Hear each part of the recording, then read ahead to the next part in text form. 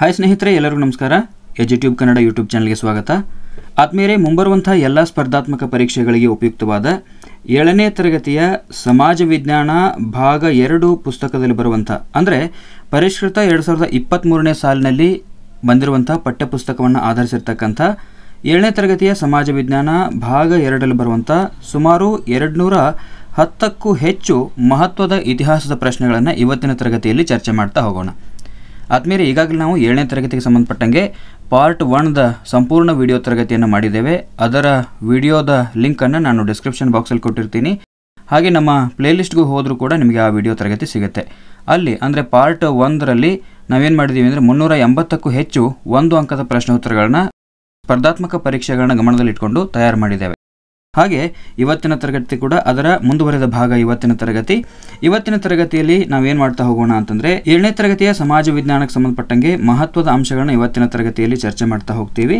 ಆಮೇಲೆ ಕರ್ನಾಟಕ ರಾಜ್ಯ ಸರ್ಕಾರ ಪ್ರಕಟ ಮಾಡಿರುವಂತಹ 2023ನೇ ಸಾಲಿನ ಪರಿಷ್ಕೃತ ಆವೃತ್ತಿಯ ಪುಸ್ತಕವನ್ನು ಗಮನದಲ್ಲಿಟ್ಕೊಂಡು ಇವತ್ತಿನ ಈ ತರಗತಿಯನ್ನು ನಾವು ರೆಡಿ ಮಾಡಿದ್ದೇವೆ. ಇವತ್ತಿನ ತರಗತಿಯಲ್ಲಿ ಸಂಪೂರ್ಣ ಭಾಗ 2ರಲ್ಲಿ ಬರ್ತಕ್ಕಂಥ ಮಹತ್ವದ ಅಂಶಗಳನ್ನು ನಾವು ಒಂದೇ ಕಡೆ ಕೊಡುವಂಥ ಪ್ರಯತ್ನವನ್ನು ಮಾಡಿದ್ದೇವೆ. ಇನ್ನು ಇವತ್ತಿನ ಈ ತರಗತಿ ಮುಂಬರುವಂಥ ಎಲ್ಲ ಸ್ಪರ್ಧಾತ್ಮಕ ಪರೀಕ್ಷೆಗಳಿಗೆ ಅಂದರೆ ರಾಜ್ಯ ಮತ್ತು ಕೇಂದ್ರ ಸರ್ಕಾರ ನಡೆಸುವಂಥ ಎಲ್ಲ ಸ್ಪರ್ಧಾತ್ಮಕ ಪರೀಕ್ಷೆಗಳಿಗೆ ಬಹಳಷ್ಟು ಅನುಕೂಲ ಆಗುತ್ತೆ. ಈ ತರಗತಿ ಸಂಪೂರ್ಣವಾಗಿ ವೀಕ್ಷಣೆ ಮಾಡಿದ ನಂತರ ನೀವು ಪಠ್ಯಪುಸ್ತಕವನ್ನು ಓದುವಂಥ ಅಗತ್ಯ ಇಲ್ಲ. ಇನ್ನು ಪಠ್ಯಪುಸ್ತಕದಲ್ಲಿರ್ತಕ್ಕಂಥ ಮಹತ್ವದ ಮಾಹಿತಿಗಳ ಸಾರಾಂಶವನ್ನು ಸರಳೀಕರಣ ಮಾಡಿ ಸಂಕ್ಷಿಪ್ತಗೊಳಿಸಿ ನಿಮಗೆ ಇಲ್ಲಿ ಒದಗಿಸುವಂಥ ಪ್ರಯತ್ನವನ್ನು ನಾವು ಮಾಡಿದ್ದೇವೆ. ಹಾಗಾದರೆ ಆದ್ಮೇಲೆ ಇವತ್ತಿನ ಈ ತರಗತಿಗೆ ನೀವು ಎಷ್ಟು ಲೈಕನ್ನು ಕೊಡ್ತೀರಿ? ನಮ್ಮ ಲೈಕ್ ಟಾರ್ಗೆಟ್ ಇದೆ 5,000ಕ್ಕಿಂತ ಹೆಚ್ಚಿನ ಲೈಕ್ಗಳನ್ನು ನೀವು ಕೊಡ್ತೀರಿ ಅಂತ ನಾನು ಭಾವಿಸ್ತೀನಿ. ಬನ್ನಿ ನೇರವಾಗಿ ತರಗತಿಯನ್ನು ಆರಂಭ ಮಾಡೋಣ.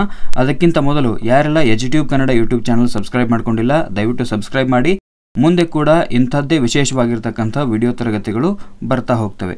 ಆಮೇಲೆ 8ನೇ ತರಗತಿ 9 ಮತ್ತು 10ನೇ ತರಗತಿಯ ಸಂಪೂರ್ಣ ಇತಿಹಾಸದ ಮಹತ್ವದ ಪಾಯಿಂಟ್ಗಳನ್ನು ನಿಮಗೆ ಕೊಡುವಂಥ ಪ್ರಯತ್ನವನ್ನು ನಾವು ಮುಂದಿನ ತರಗತಿಯಲ್ಲಿ ಮಾಡ್ತೀವಿ. ಆದ್ದರಿಂದ ಪ್ರತಿಯೊಬ್ಬರು ಎಜುಟ್ಯೂಬ್ ಕನ್ನಡ ಯೂಟ್ಯೂಬ್ ಚಾನಲ್ಗೆ ಸಬ್ಸ್ಕ್ರೈಬ್ ಮಾಡ್ಕೊಳ್ಳಿ. ಹಾಗೆ ಪಕ್ಕದಲ್ಲಿ ಕಾಣುವಂಥ ಬೆಲ್ ಬಟನ್ ಮೇಲೆ ಕ್ಲಿಕ್ ಮಾಡಿ ಆಲ್ ನೋಟಿಫಿಕೇಶನ್ ಸೆಲೆಕ್ಟ್ ಮಾಡ್ಕೊಂಡ್ರೆ ಅಂದರೆ ನಾವು ಅಪ್ಲೋಡ್ ಮಾಡುವಂಥ ಪ್ರತಿಯೊಂದು ವಿಡಿಯೋ ತರಗತಿಯ ನೋಟಿಫಿಕೇಶನ್ ನಿಮ್ಮ ಮೊಬೈಲ್ಗೆ ಉಚಿತವಾಗಿ ಬರುತ್ತೆ. ಬನ್ನಿ ಹಾಗಾದರೆ ನೇರವಾಗಿ ನಾನು ತರಗತಿಯನ್ನು ಆರಂಭ ಮಾಡ್ತೀನಿ. ಇವತ್ತಿನ ತರಗತಿಯಲ್ಲಿ 7ನೇ ತರಗತಿಯ ಸಮಾಜ ವಿಜ್ಞಾನದ ಭಾಗ 2ನೇ ಪುಸ್ತಕದಲ್ಲಿ ಬರ್ತಕ್ಕಂಥ ಅಂದರೆ ಸಂಪೂರ್ಣ 2ನೇ ಸೆಮಿಸ್ಟರ್ನ ಪುಸ್ತಕದಲ್ಲಿ ಬರ್ತಕ್ಕಂಥ 210ಕ್ಕೂ ಹೆಚ್ಚು ಮಹತ್ವದ ಪ್ರಶ್ನೋತ್ತರಗಳನ್ನು, ಅದರಲ್ಲೂ ವಿಶೇಷವಾಗಿ ಇತಿಹಾಸದ ಮಹತ್ವದ ಪ್ರಶ್ನೋತ್ತರಗಳನ್ನು ಚರ್ಚೆ ಮಾಡ್ತಾ ಹೋಗೋಣ. ಆದ್ಮೇಲೆ ಇವತ್ತಿನ ತರಗತಿಯಲ್ಲಿ ನಾವೇನು ಮಾಡ್ತೀವಿ ಅಂತಂದರೆ 7ನೇ ತರಗತಿಯ ಸಮಾಜ ವಿಜ್ಞಾನ ಪಠ್ಯಪುಸ್ತಕಕ್ಕೆ ಸಂಬಂಧಪಟ್ಟಂತೆ ಭಾಗ 2ರ ಪಠ್ಯಪುಸ್ತಕದಲ್ಲಿ ಬರ್ತಕ್ಕಂಥ ಮಹತ್ವದ 7 ಅಧ್ಯಾಯಗಳ ಬಗ್ಗೆ ಇವತ್ತು ಚರ್ಚೆ ಮಾಡ್ತಾ ಹೋಗ್ತೀವಿ. ಅಧ್ಯಾಯ 14ರಿಂದ ಅಧ್ಯಾಯ 14 ಏನಿದೆ ಅಂತಂದರೆ ಸಾಮಾಜಿಕ ಮತ್ತು ಧಾರ್ಮಿಕ ಸುಧಾರಣೆಗಳು, ಅಧ್ಯಾಯ 15 ಭಾರತದ ಪ್ರಥಮ ಸ್ವಾತಂತ್ರ್ಯ ಸಂಗ್ರಾಮ, ಅಧ್ಯಾಯ 16 ಭಾರತದ ಸ್ವಾತಂತ್ರ್ಯ ಸಂಗ್ರಾಮ, ಆಮೇಲೆ ಅಧ್ಯಾಯ 17 ಇದೆ ಕರ್ನಾಟಕದ ಏಕೀಕರಣ ಮತ್ತು ಗಡಿ ವಿವಾದಗಳಿಗೆ ಸಂಬಂಧಪಟ್ಟಂತೆ, ಆಮೇಲೆ ಅಧ್ಯಾಯ 18 ಕರ್ನಾಟಕದ ಸಮಾಜಮುಖಿ ಚಳವಳಿಗಳಿಗೆ ಸಂಬಂಧಪಟ್ಟಂಗಿದೆ, ಅಧ್ಯಾಯ 19 ಕರ್ನಾಟಕದ ಆರ್ಥಿಕ ಮತ್ತು ಸಾಮಾಜಿಕ ಪರಿವರ್ತನೆಗೆ ಸಂಬಂಧಪಟ್ಟಂತೆ ಇದೆ, ಅಧ್ಯಾಯ 20 ವಿವಿಧ ಕ್ಷೇತ್ರಗಳಲ್ಲಿ ಮುನ್ನಡೆ ಅನ್ನುವಂಥದ್ದು. ಇದಿಷ್ಟು ಅಧ್ಯಾಯಗಳ ಬಗ್ಗೆ ಅಂದರೆ ಪ್ರಮುಖವಾಗಿ 7 ಅಧ್ಯಾಯಗಳ ಬಗ್ಗೆ ಇವತ್ತಿನ ತರಗತಿಯಲ್ಲಿ ನಾವು ಡಿಸ್ಕಷನ್ ಮಾಡ್ತಾ ಹೋಗ್ತೀವಿ, ಮಹತ್ವದ ಅಂಶಗಳನ್ನು ಮಾತ್ರ. ಬನ್ನಿ ನೇರವಾಗಿ ತರಗತಿಯನ್ನು ಆರಂಭ ಮಾಡೋಣ. ಮೊದಲಿಗೆ ಅಧ್ಯಾಯ 14ರಿಂದ ನಾವು ಆರಂಭ ಮಾಡ್ತೀವಿ. ಧಾರ್ಮಿಕ ಮತ್ತು ಸಾಮಾಜಿಕ ಸುಧಾರಣೆಗಳು. ಆಧುನಿಕ ಕಾಲದಲ್ಲಿ ಭಾರತದಲ್ಲಿ ಸಾಮಾಜಿಕ ಜಾಗೃತಿ ಮೂಡಿಸಿದವರಲ್ಲಿ ರಾಜಾರಾಮ್ ಮೋಹನ್ ರಾಯ್ ಅವರು ಮೊದಲಿಗರು. ಆದ್ದರಿಂದಲೇ ರಾಜಾರಾಮ್ ಮೋಹನ್ ರಾಯ್ ಅವರನ್ನು ರವೀಂದ್ರನಾಥ್ ಟ್ಯಾಗೋರ್ ಅವರು ಭಾರತದ ಪುನರುಜ್ಜೀವನದ ಪಿತಾಮಹ ಅಂತ ಕರೀತಾರೆ. ನೆನಪಿರಲಿ ನಿಮಗೆ, ಯಾರನ್ನು ಭಾರತದ ಪುನರುಜ್ಜೀವನ ಪಿತಾಮಹ ಅಂತ ಕರೀತಾರೆ ಅಂತಂದರೆ ರಾಜಾರಾಮ್ ಮೋಹನ್ ರಾಯ್ ಇವರನ್ನು ಭಾರತದ ಪುನರುಜ್ಜೀವನ ಪಿತಾಮಹ ಅಂತ ಕರೆದವರು ರವೀಂದ್ರನಾಥ್ ಟ್ಯಾಗೋರ್. ರವೀಂದ್ರನಾಥ್ ಟ್ಯಾಗೋರ್ ಅವ್ರ ಬಗ್ಗೆ ನಮಗೆಲ್ಲ ಗೊತ್ತೇ ಇದೆ. ನೊಬೆಲ್ ಪ್ರಶಸ್ತಿ ಪಡೆದ ಮೊದಲ ಭಾರತೀಯ. ಗೀತಾಂಜಲಿ ಅನ್ನುವಂಥ ಕೃತಿಗೆ ಇವರಿಗೆ ನೊಬೆಲ್ ಪ್ರಶಸ್ತಿ ಸಿಗುತ್ತೆ ಸಾಹಿತ್ಯಕ್ಕೆ ಸಂಬಂಧಪಟ್ಟಂಗೆ. ಅದಾದ ನಂತರ ಇವರು ಶಾಂತಿನಿಕೇತನ ಅನ್ನುವಂಥ ಶಾಲೆಯನ್ನು ಕೂಡ ಆರಂಭ ಮಾಡಿದರು. ಈ ರವೀಂದ್ರನಾಥ್ ಟ್ಯಾಗೋರ್ ಅನ್ನುವಂಥ ಹೆಸರು ಬಂದ್ಕೊಳ್ಳಿ ನಮಗೆ ಇಷ್ಟೆಲ್ಲ ನೆನಪಾಗಬೇಕು. ಆಮೇಲೆ ಬಾಂಗ್ಲಾದೇಶ ಮತ್ತು ಭಾರತಕ್ಕೆ ಎರಡೂ ದೇಶಗಳಿಗೆ ರಾಷ್ಟ್ರಗೀತೆಯನ್ನು ಬರೆದಿರ್ತಕ್ಕಂಥ ಕೀರ್ತಿ ರವೀಂದ್ರನಾಥ್ ಟ್ಯಾಗೋರ್ ಅವರಿಗೆ ಸಲ್ಲುತ್ತೆ. ಇನ್ನು ರಾಜಾರಾಮ್ ಮೋಹನ್ ರಾಯ್ ಅವರು 1814ರಲ್ಲಿ ಆತ್ಮೀಯ ಸಭಾ ಅನ್ನುವಂಥ ಒಂದು ಸಂಸ್ಥೆಯನ್ನು ಆರಂಭ ಮಾಡ್ತಾರೆ. ಯಾವಾಗ 1814ರಲ್ಲಿ ಆತ್ಮೀಯ ಸಭಾ ಅನ್ನುವಂಥ ಸಂಸ್ಥೆಯನ್ನು ಆರಂಭ ಮಾಡ್ತಾರೆ. ಅದಾದ ನಂತರ 1828ರಲ್ಲಿ ಬ್ರಹ್ಮಸಭಾ ಅನ್ನುವಂಥ ಸಂಸ್ಥೆಯನ್ನು ಸ್ಥಾಪನೆ ಮಾಡ್ತಾರೆ. 1828ರಲ್ಲಿ ಸ್ಥಾಪಿತವಾಗಿರ್ತಕ್ಕಂಥ ಬ್ರಹ್ಮ ಸಮಾಜ ಮರು ವರ್ಷ ಅಂದರೆ 1829ರಲ್ಲಿ ಬ್ರಹ್ಮ ಸಮಾಜ ಅಂತ ನಾಮಕರಣಗೊಳ್ಳುತ್ತೆ. ಅರ್ಥ ಆಯ್ತಾ? 1828ರಲ್ಲಿ ಬ್ರಹ್ಮಸಭಾ ಅನ್ನುವಂಥ ಸಂಸ್ಥೆ ಸ್ಥಾಪನೆ ಮಾಡ್ತಾರೆ. ಮರು ವರ್ಷ ಅಂದರೆ 1829ರಲ್ಲಿ ಇದು ಬ್ರಹ್ಮ ಸಮಾಜ ಅಂತ ಇದನ್ನು ನಾಮಕರಣ ಮಾಡಲಾಗತ್ತೆ. ಇನ್ನು ಸತಿ ಪದ್ಧತಿ, ಜಾತಿ ಪದ್ಧತಿ, ಮೂರ್ತಿ ಪೂಜೆ, ಬಹುಪತ್ನಿತ್ವ, ಬಾಲ್ಯ ವಿವಾಹ ಹಾಗೂ ಎಲ್ಲ ತರಹದ ಮೂಢನಂಬಿಕೆಗಳನ್ನು ಬ್ರಹ್ಮ ಸಮಾಜ ಏನು ಮಾಡುತ್ತೆ ಅಂದರೆ ಬಲವಾಗಿ ವಿರೋಧ ಮಾಡುತ್ತೆ. ರಾಜಾರಾಮ್ ಮೋಹನ್ ರಾಯ್ ಅವರ ಕೋರಿಕೆಯಂತೆ ಅವತ್ತಿನ ಅಂದರೆ 1829ರಲ್ಲಿ ಗವರ್ನರ್ ಜನರಲ್ ಆಗಿರ್ತಕ್ಕಂಥ ಲಾರ್ಡ್ ವಿಲಿಯಂ ಬೆಂಟಿಂಕ್ ಏನು ಮಾಡ್ತಾರೆ ಅಂತಂದರೆ ಸತಿ ಪದ್ಧತಿಯ ಆಚರಣೆಯನ್ನು ಕಾನೂನು ಬಾಹಿರ ಅಂತ ಘೋಷಣೆ ಮಾಡ್ತಾರೆ. ಸತಿ ಪದ್ಧತಿಯನ್ನು ನಿರ್ಮೂಲನೆ ಮಾಡಿದವರು ಯಾರು? ರಾಜಾರಾಮ್ ಮೋಹನ್ ರಾಯ್ ಅವರು. ಗವರ್ನರ್ ಯಾರಿದ್ರು ಆವಾಗ ಅಂತಂದರೆ ಲಾರ್ಡ್ ವಿಲಿಯಂ ಬೆಂಟಿಂಕ್ ಅವರು ಇದ್ದರು. ಸತಿ ಪದ್ಧತಿ ಆಚರಣೆ ಕಾನೂನು ಬಾಹಿರ ಅಂತ ಘೋಷಣೆ ಆದ ವರ್ಷ ಯಾವುದು? 1829. ಇನ್ನು ರಾಜಾರಾಮ್ ಮೋಹನ್ ರಾಯ್ ಅವರು ಸಂವಾದ ಕೌಮುದಿ ಅನ್ನುವಂಥ ಒಂದು ಪತ್ರಿಕೆಯ ಮೂಲಕ ಸಾಮಾಜಿಕ ಸುಧಾರಣಾ ಚಳವಳಿಯ ಪ್ರಕ್ರಿಯೆಯನ್ನು ಆರಂಭ ಮಾಡ್ತಾರೆ. ಯಾವ ಪತ್ರಿಕೆಯ ಮೂಲಕ? ಸಂವಾದ ಕೌಮುದಿ ಅನ್ನುವಂಥ ಪತ್ರಿಕೆಯ ಮೂಲಕ. ಈ ಸಂವಾದ ಕೌಮುದಿ ಅನ್ನುವಂಥದ್ದು ರಾಜಾರಾಮ್ ಮೋಹನ್ ರಾಯ್ ಅವರು ಆರಂಭ ಮಾಡಿರ್ತಕ್ಕಂಥ ಪತ್ರಿಕೆ. ಈ ಪತ್ರಿಕೆಯ ಮೂಲಕ ಸಾಮಾಜಿಕ ಸುಧಾರಣಾ ಚಳವಳಿಯನ್ನು ಆರಂಭ ಮಾಡ್ತಾರೆ. ಇಷ್ಟೇ ಅಲ್ಲದೆ ರಾಜಾರಾಮ್ ಮೋಹನ್ ರಾಯ್ ಅವರು 5 ಉಪನಿಷತ್ತುಗಳನ್ನು ಸಂಸ್ಕೃತದಿಂದ ಬಂಗಾಳಿ ಭಾಷೆಗೆ ಭಾಷಾಂತರ ಮಾಡ್ತಾರೆ. ಭಾಷಾಂತರ ಮಾಡಿದ್ರು, ರೂಪಾಂತರ ಅಲ್ಲ. ರೂಪಾಂತರಕ್ಕೂ ಭಾಷಾಂತರಕ್ಕೂ ಬಹಳಷ್ಟು ವ್ಯತ್ಯಾಸ ಇದೆ. ಇದಕ್ಕೆ ಸಂಬಂಧಪಟ್ಟಂಗೆ ಆಲ್ರೆಡಿ ಹೇಳಿದೆ ನಾನು. ಇಲ್ಲಿ ಏನು ಮಾಡ್ತಾರೆ ಅಂದರೆ 5 ಉಪನಿಷತ್ತುಗಳನ್ನು ರಾಜಾರಾಮ್ ಮೋಹನ್ ರಾಯ್ ಅವರು ಸಂಸ್ಕೃತದಿಂದ ಏನು ಮಾಡ್ತಾರೆ ಅಂತಂದರೆ ಬಂಗಾಳಿ ಭಾಷೆಗೆ ಭಾಷಾಂತರ ಮಾಡ್ತಾರೆ. ಇನ್ನು ರಾಜಾರಾಮ್ ಮೋಹನ್ ರಾಯ್ ಅವರು ಇಂಗ್ಲೀಷ್ ಶಿಕ್ಷಣವನ್ನು ಪ್ರತಿಪಾದನೆ ಮಾಡಿರ್ತಕ್ಕಂಥ ಮೊದಲ ವ್ಯಕ್ತಿ. ಭಾರತೀಯರಿಗೆ ಇಂಗ್ಲೀಷ್ ಶಿಕ್ಷಣ ಸಿಗಬೇಕು ಅಂತ ಪ್ರತಿಪಾದನೆ ಮಾಡಿರ್ತಕ್ಕಂಥ ಮೊದಲ ವ್ಯಕ್ತಿ ಯಾರು ಅಂತಂದರೆ ರಾಜಾರಾಮ್ ಮೋಹನ್ ರಾಯ್ ಅವರು. ಹಾಗೆ ವೇದಾಂತ ಕಾಲೇಜನ್ನು ಕೂಡ ಇವರು ಸ್ಥಾಪನೆ ಮಾಡ್ತಾರೆ. ಪ್ರಶ್ನೆ ಬರ್ಬೋದು, ವೇದಾಂತ ಕಾಲೇಜನ್ನು ಯಾರು ಸ್ಥಾಪನೆ ಮಾಡಿದರು ಅಂತ? ರಾಜಾರಾಮ್ ಮೋಹನ್ ರಾಯ್. ಇವರನ್ನು ಭಾರತೀಯ ಪುನರುಜ್ಜೀವನದ ಪಿತಾಮಹ ಅಂತ ಕರೀತಾರೆ. ಹೀಗೆ ಕರೆದವರು ರವೀಂದ್ರನಾಥ್ ಟ್ಯಾಗೋರ್ ಅವರು. ಇನ್ನು ರಾಜಾರಾಮ್ ಮೋಹನ್ ರಾಯ್ ಭಾರತೀಯ ಪತ್ರಿಕೋದ್ಯಮದ ಆದ್ಯ ಪ್ರವರ್ತಕರಲ್ಲಿ ಒಬ್ಬರು. ಹಾಗಾದರೆ ರಾಮ್ ಮೋಹನ್ ರಾಯ್ ಅವರಿಗೆ ರಾಜ ಅನ್ನುವಂಥ ಬಿರುದನ್ನು ಕೊಟ್ಟವರು ಯಾರು? ರಾಮ್ ಮೋಹನ್ ರಾಯ್ ಅವರಿಗೆ ರಾಜ ಅನ್ನುವಂಥ ಬಿರುದನ್ನು ಕೊಟ್ಟವರು ಯಾರು ಅಂತಂದರೆ ಮೊಘಲ್ ಬಾದಶಾಹ 1829ರಲ್ಲಿ ಈ ಬಿರುದನ್ನು ರಾಜಾರಾಮ್ ಮೋಹನ್ ರಾಯ್ ಅವರಿಗೆ ನೀಡ್ತಾರೆ. ಇದಿಷ್ಟು ರಾಜಾರಾಮ್ ಮೋಹನ್ ರಾಯ್ ಅವರಿಗೆ ಸಂಬಂಧಪಟ್ಟಂಗೆ. ಇನ್ನು ನಾವೇನು ಮಾಡೋಣ ಅಂತಂದರೆ ಪ್ರಾರ್ಥನಾ ಸಮಾಜಕ್ಕೆ ಸಂಬಂಧಪಟ್ಟಂಗೆ ನೋಡ್ತಾ ಹೋಗೋಣ. ಪ್ರಾರ್ಥನಾ ಸಮಾಜ ಆತ್ಮಾರಾಮ್ ಪಾಂಡುರಂಗ್ ಅವರು ಸ್ಥಾಪನೆ ಮಾಡ್ತಾರೆ. ಇವು ನೆನಪಿರ್ಬೇಕು ನಿಮಗೆ. ಯಾವ ಸಮಾಜವನ್ನು ಯಾರು ಸ್ಥಾಪನೆ ಮಾಡಿದ್ರು? ಪ್ರಾರ್ಥನಾ ಸಮಾಜವನ್ನು ಆತ್ಮಾರಾಮ್ ಪಾಂಡುರಂಗ್ ಅವರು ಆರಂಭ ಮಾಡ್ತಾರೆ. ಬ್ರಹ್ಮ ಸಮಾಜದ ನಂತರ ಅಂದರೆ ರಾಜಾರಾಮ್ ಮೋಹನ್ ರಾಯ್ ಅವರು ಸ್ಥಾಪನೆ ಮಾಡಿರ್ತಕ್ಕಂಥ ಬ್ರಹ್ಮ ಸಮಾಜದ ನಂತರ ಮುಂಬೈ ಪ್ರದೇಶದಲ್ಲಿ ಆರಂಭವಾಗಿರುವಂಥ ಪ್ರಮುಖ ಸಮಾಜ ಸುಧಾರಣಾ ಸಂಸ್ಥೆ ಯಾವುದು ಅಂತಂದರೆ ಅದು ಪ್ರಾರ್ಥನಾ ಸಮಾಜ. ಇನ್ನು ಬಾಳಾ ವಾಗಳೆ, ಎನ್.ಜಿ. ಚಂದಾವರ್ಕರ್, ಎಂ.ಜಿ. ರಾನಡೆ ಮತ್ತು ಇತರರು ಈ ಪ್ರಾರ್ಥನಾ ಸಮಾಜದ ಪ್ರಮುಖ ನಾಯಕರಾಗಿದ್ದರು. ಇನ್ನು ಮಹಾತ್ಮ ಜ್ಯೋತಿಬಾ ಫುಲೆ ಅವರಿಂದ ಮಹಾರಾಷ್ಟ್ರದಲ್ಲಿ ಬ್ರಾಹ್ಮಣೇತರ ಚಳವಳಿ ಆರಂಭ ಆಗುತ್ತೆ. ಮಹಾರಾಷ್ಟ್ರದಲ್ಲಿ ಬ್ರಾಹ್ಮಣೇತರ ಚಳವಳಿಯನ್ನು ಆರಂಭ ಮಾಡಿರ್ತಕ್ಕಂಥ ಕೀರ್ತಿ ಮಹಾತ್ಮ ಜ್ಯೋತಿಬಾ ಫುಲೆ ಅವರಿಗೆ ಸಲ್ಲುತ್ತೆ. ಅದಾದ ನಂತರ ಮಹಾರಾಷ್ಟ್ರದಲ್ಲಿ ಕೆಳವರ್ಗದಲ್ಲಿ ಜಾಗೃತಿ ಮೂಡಿಸುವಂಥ ಸಲುವಾಗಿ ಸತ್ಯಶೋಧಕ ಸಮಾಜ, ಬಹಳಷ್ಟು ಇಂಪಾರ್ಟೆಂಟ್ ಇದು. ಸತ್ಯಶೋಧಕ ಸಮಾಜವನ್ನು ಸ್ಥಾಪನೆ ಮಾಡಿದವರು ಯಾರು? ಜ್ಯೋತಿಬಾ ಫುಲೆ. ಯಾರು? ಜ್ಯೋತಿಬಾ ಫುಲೆ ಅವರು ಏನು ಮಾಡ್ತಾರೆ ಅಂತಂದರೆ ಜ್ಯೋತಿಬಾ ಫುಲೆ ಇವರ ಪತ್ನಿಯು ಕೂಡ ಮಹಾರಾಷ್ಟ್ರದಲ್ಲಿ ಕ್ರಾಂತಿಯನ್ನೇ ಮಾಡಿದಂಥವರು ಸಾವಿತ್ರಿಬಾಯಿ ಫುಲೆ. ಜ್ಯೋತಿಬಾ ಫುಲೆ ಅವರು ಏನು ಮಾಡ್ತಾರೆ ಅಂತಂದರೆ ಸತ್ಯಶೋಧಕ ಸಮಾಜವನ್ನು ಸ್ಥಾಪನೆ ಮಾಡ್ತಾರೆ. ಜ್ಯೋತಿಬಾ ಫುಲೆ ಗುಲಾಮಗಿರಿ ಅನ್ನುವಂಥ ಕೃತಿಯಲ್ಲಿ ಬ್ರಾಹ್ಮಣ ಪುರೋಹಿತ ಶಾಹಿತ್ವವನ್ನು ಏನು ಮಾಡ್ತಾರೆ ಅಂತಂದರೆ ಖಂಡನೆ ಮಾಡ್ತಾರೆ. ಜ್ಯೋತಿಬಾ ಫುಲೆ ಗುಲಾಮಗಿರಿ ಅನ್ನುವಂಥ ಒಂದು ಕೃತಿಯನ್ನು ಬರೀತಾರೆ. ಗುಲಾಮಗಿರಿ ಅನ್ನುವಂಥದ್ದು ಒಂದು ಕೃತಿ. ಈ ಕೃತಿಯಲ್ಲಿ ಏನು ಮಾಡ್ತಾರೆ ಅಂತಂದರೆ ಬ್ರಾಹ್ಮಣ ಪುರೋಹಿತ ಶಾಹಿಯನ್ನು ಅವರು ಖಂಡನೆ ಮಾಡ್ತಾರೆ. ಆಮೇಲೆ ಜ್ಯೋತಿಬಾ ಫುಲೆ ಅವರ ಪತ್ನಿಯಾಗಿರ್ತಕ್ಕಂಥ ಸಾವಿತ್ರಿಬಾಯಿ ಜೊತೆಗೂಡಿ ಪುಣೆಯಲ್ಲಿ ಏನು ಮಾಡ್ತಾರೆ ಅಂತಂದರೆ ಬಾಲಕಿಯರ ಶಾಲೆಯನ್ನು ಆರಂಭ ಮಾಡ್ತಾರೆ. ಇನ್ನು ಬಾಲ ವಿಧವೆಯರಿಗೆ 1863ರಲ್ಲಿ ಪುನರ್ವಸತಿ ಕೇಂದ್ರವನ್ನು ತೆರೆಯುವ ಮೂಲಕ ನಡೆಯುತ್ತಿದ್ದ ಶಿಶು ಹತ್ಯೆ ಪ್ರಕರಣಗಳನ್ನು ಕೊನೆಗಾಣಿಸುವ ಪ್ರಯತ್ನವನ್ನು ಜ್ಯೋತಿಬಾ ಫುಲೆ ಮತ್ತು ಸಾವಿತ್ರಿಬಾಯಿ ಫುಲೆ ಅವರು ಮಾಡ್ತಾರೆ. ಜ್ಯೋತಿಬಾ ಫುಲೆ ಸತ್ಯಶೋಧಕ ಸಮಾಜವನ್ನು ಸ್ಥಾಪನೆ ಮಾಡಿದವರು. ಇದು ನಮಗೆ ನೆನಪಿರಬೇಕು. ಇನ್ನು ಆಂಗ್ಲೋ ಇಂಡಿಯನ್ ಯುವಕನಾಗಿರ್ತಕ್ಕಂಥ ಹೆನ್ರಿ ವಿವಿಯನ್ ಡಿರೋಜಿಯೋ. ಯಾರು? ಆಂಗ್ಲೋ ಇಂಡಿಯನ್ ಯುವಕನಾಗಿರ್ತಕ್ಕಂಥ ಹೆನ್ರಿ ವಿವಿಯನ್ ಡಿರೋಜಿಯೋ. ಈ ಪ್ರಶ್ನೆಗಳೇನಿವೆಯಲ್ಲ, ಇವು ಪೊಲೀಸ್ ಕಾನ್ಸ್ಟೇಬಲ್ ಹಿಡ್ಕೊಂಡು ರಾಜ್ಯ ಮತ್ತು ಕೇಂದ್ರ ಸರ್ಕಾರ ನಡೆಸುವಂಥ ಎಲ್ಲ ಸ್ಪರ್ಧಾತ್ಮಕ ಪರೀಕ್ಷೆಗಳಿಗೆ ಉಪಯುಕ್ತ ಆಗ್ತವೆ. ಕಾಂಪಿಟೇಟಿವ್ ಎಕ್ಸಾಮ್ಗೆ ಓದ್ಕೊಳ್ಳುವಂಥ ಸಂದರ್ಭದಲ್ಲಿ ನಾವು ಏನು ಮಾಡ್ತೀವಿ ಅಂತಂದರೆ, ಮೊದಲಿಗೆ ಬೇಸಿಕ್ ಪುಸ್ತಕಗಳನ್ನು ಓದ್ಕೊಳ್ಳಿ ಅಂತ ಹೇಳ್ತೀವಿ. ಟೆಕ್ಸ್ಟ್ ಬುಕ್ಗಳು, ಗೌರ್ಮೆಂಟ್ ಕೊಟ್ಟಿರ್ತಕ್ಕಂಥ ಟೆಕ್ಸ್ಟ್ ಬುಕ್ ಓದ್ಕೊಳ್ಳಿ ಅಂತ ನಾವು ಹೇಳ್ತೀವಿ. ಯಾಕೆ ಹೇಳ್ತೀವಿ ಅಂತಂದರೆ, ಇದರಲ್ಲಿ ಬಹಳಷ್ಟು ಆಥರೈಸ್ಡ್ ಆಗಿರ್ತಕ್ಕಂಥ ಮತ್ತು ಅಫಿಷಿಯಲ್ ಡಾಟಾ ನಮಗೆ ಸಿಗುತ್ತೆ. ಮತ್ತು ಇದನ್ನು ನಾವು ಏನು ಮಾಡ್ಬೋದು ಅಂದರೆ ಆಬ್ಜೆಕ್ಟ್ ಕೂಡ ಮಾಡ್ಬೋದು, ಅಬ್ಜೆಕ್ಷನ್ ಕೂಡ ಹಾಕ್ಬೋದು. ಒಂದು ವೇಳೆ ಇಲಾಖೆ ಪ್ರಕಟ ಮಾಡಿರ್ತಕ್ಕಂಥ ಕೀ ಆನ್ಸರ್ಗಳು ಏನಾದರೂ ವ್ಯತ್ಯಾಸಗಳಿದ್ವು ಅಂದರೆ ನಾವು ಇಲ್ಲಿ ಅಬ್ಜೆಕ್ಷನ್ ಕೂಡ ಮಾಡ್ಬೋದು. ಇಲ್ಲಿ ನೋಡಿ, ಆಂಗ್ಲೋ ಇಂಡಿಯನ್ ಯುವಕನಾಗಿರ್ತಕ್ಕಂಥ ಹೆನ್ರಿ ವಿವಿಯನ್ ಡಿರೋಜಿಯೋ ಏನು ಮಾಡ್ತಾನೆ ಅಂತಂದರೆ, ತರುಣ ಬಂಗಾಳಿ ಚಳವಳಿಯನ್ನು ಆರಂಭ ಮಾಡ್ತಾನೆ. ಹಿಂದೆ TET ಪರೀಕ್ಷೆಯಲ್ಲಿ ಈ ಒಂದು ಪ್ರಶ್ನೆ ಬಂದಿತ್ತು. ತರುಣ ಬೆಂಗಾಲಿ ಚಳವಳಿಯ ನಾಯಕ ಯಾರು ಅಂತಂದರೆ, ಆಂಗ್ಲೋ ಇಂಡಿಯನ್ ಯುವಕನಾಗಿರ್ತಕ್ಕಂಥ ಹೆನ್ರಿ ವಿವಿಯನ್ ಡಿರೋಜಿಯೋ ಅನ್ನುವಂಥವನು ತರುಣ ಬಂಗಾಳಿ ಚಳವಳಿಯ ನಾಯಕ. ಇದಿಷ್ಟು ತರುಣ ಬಂಗಾಳಿ ಚಳವಳಿಗೆ ಸಂಬಂಧಪಟ್ಟಂತೆ. ದುರದೃಷ್ಟವಶಾತ್ ತರುಣ ಬಂಗಾಳಿ ಚಳವಳಿ ಬಹಳಷ್ಟು ಹೆಸರನ್ನು ಪಡ್ಕೊಳ್ಳಿಲ್ಲ.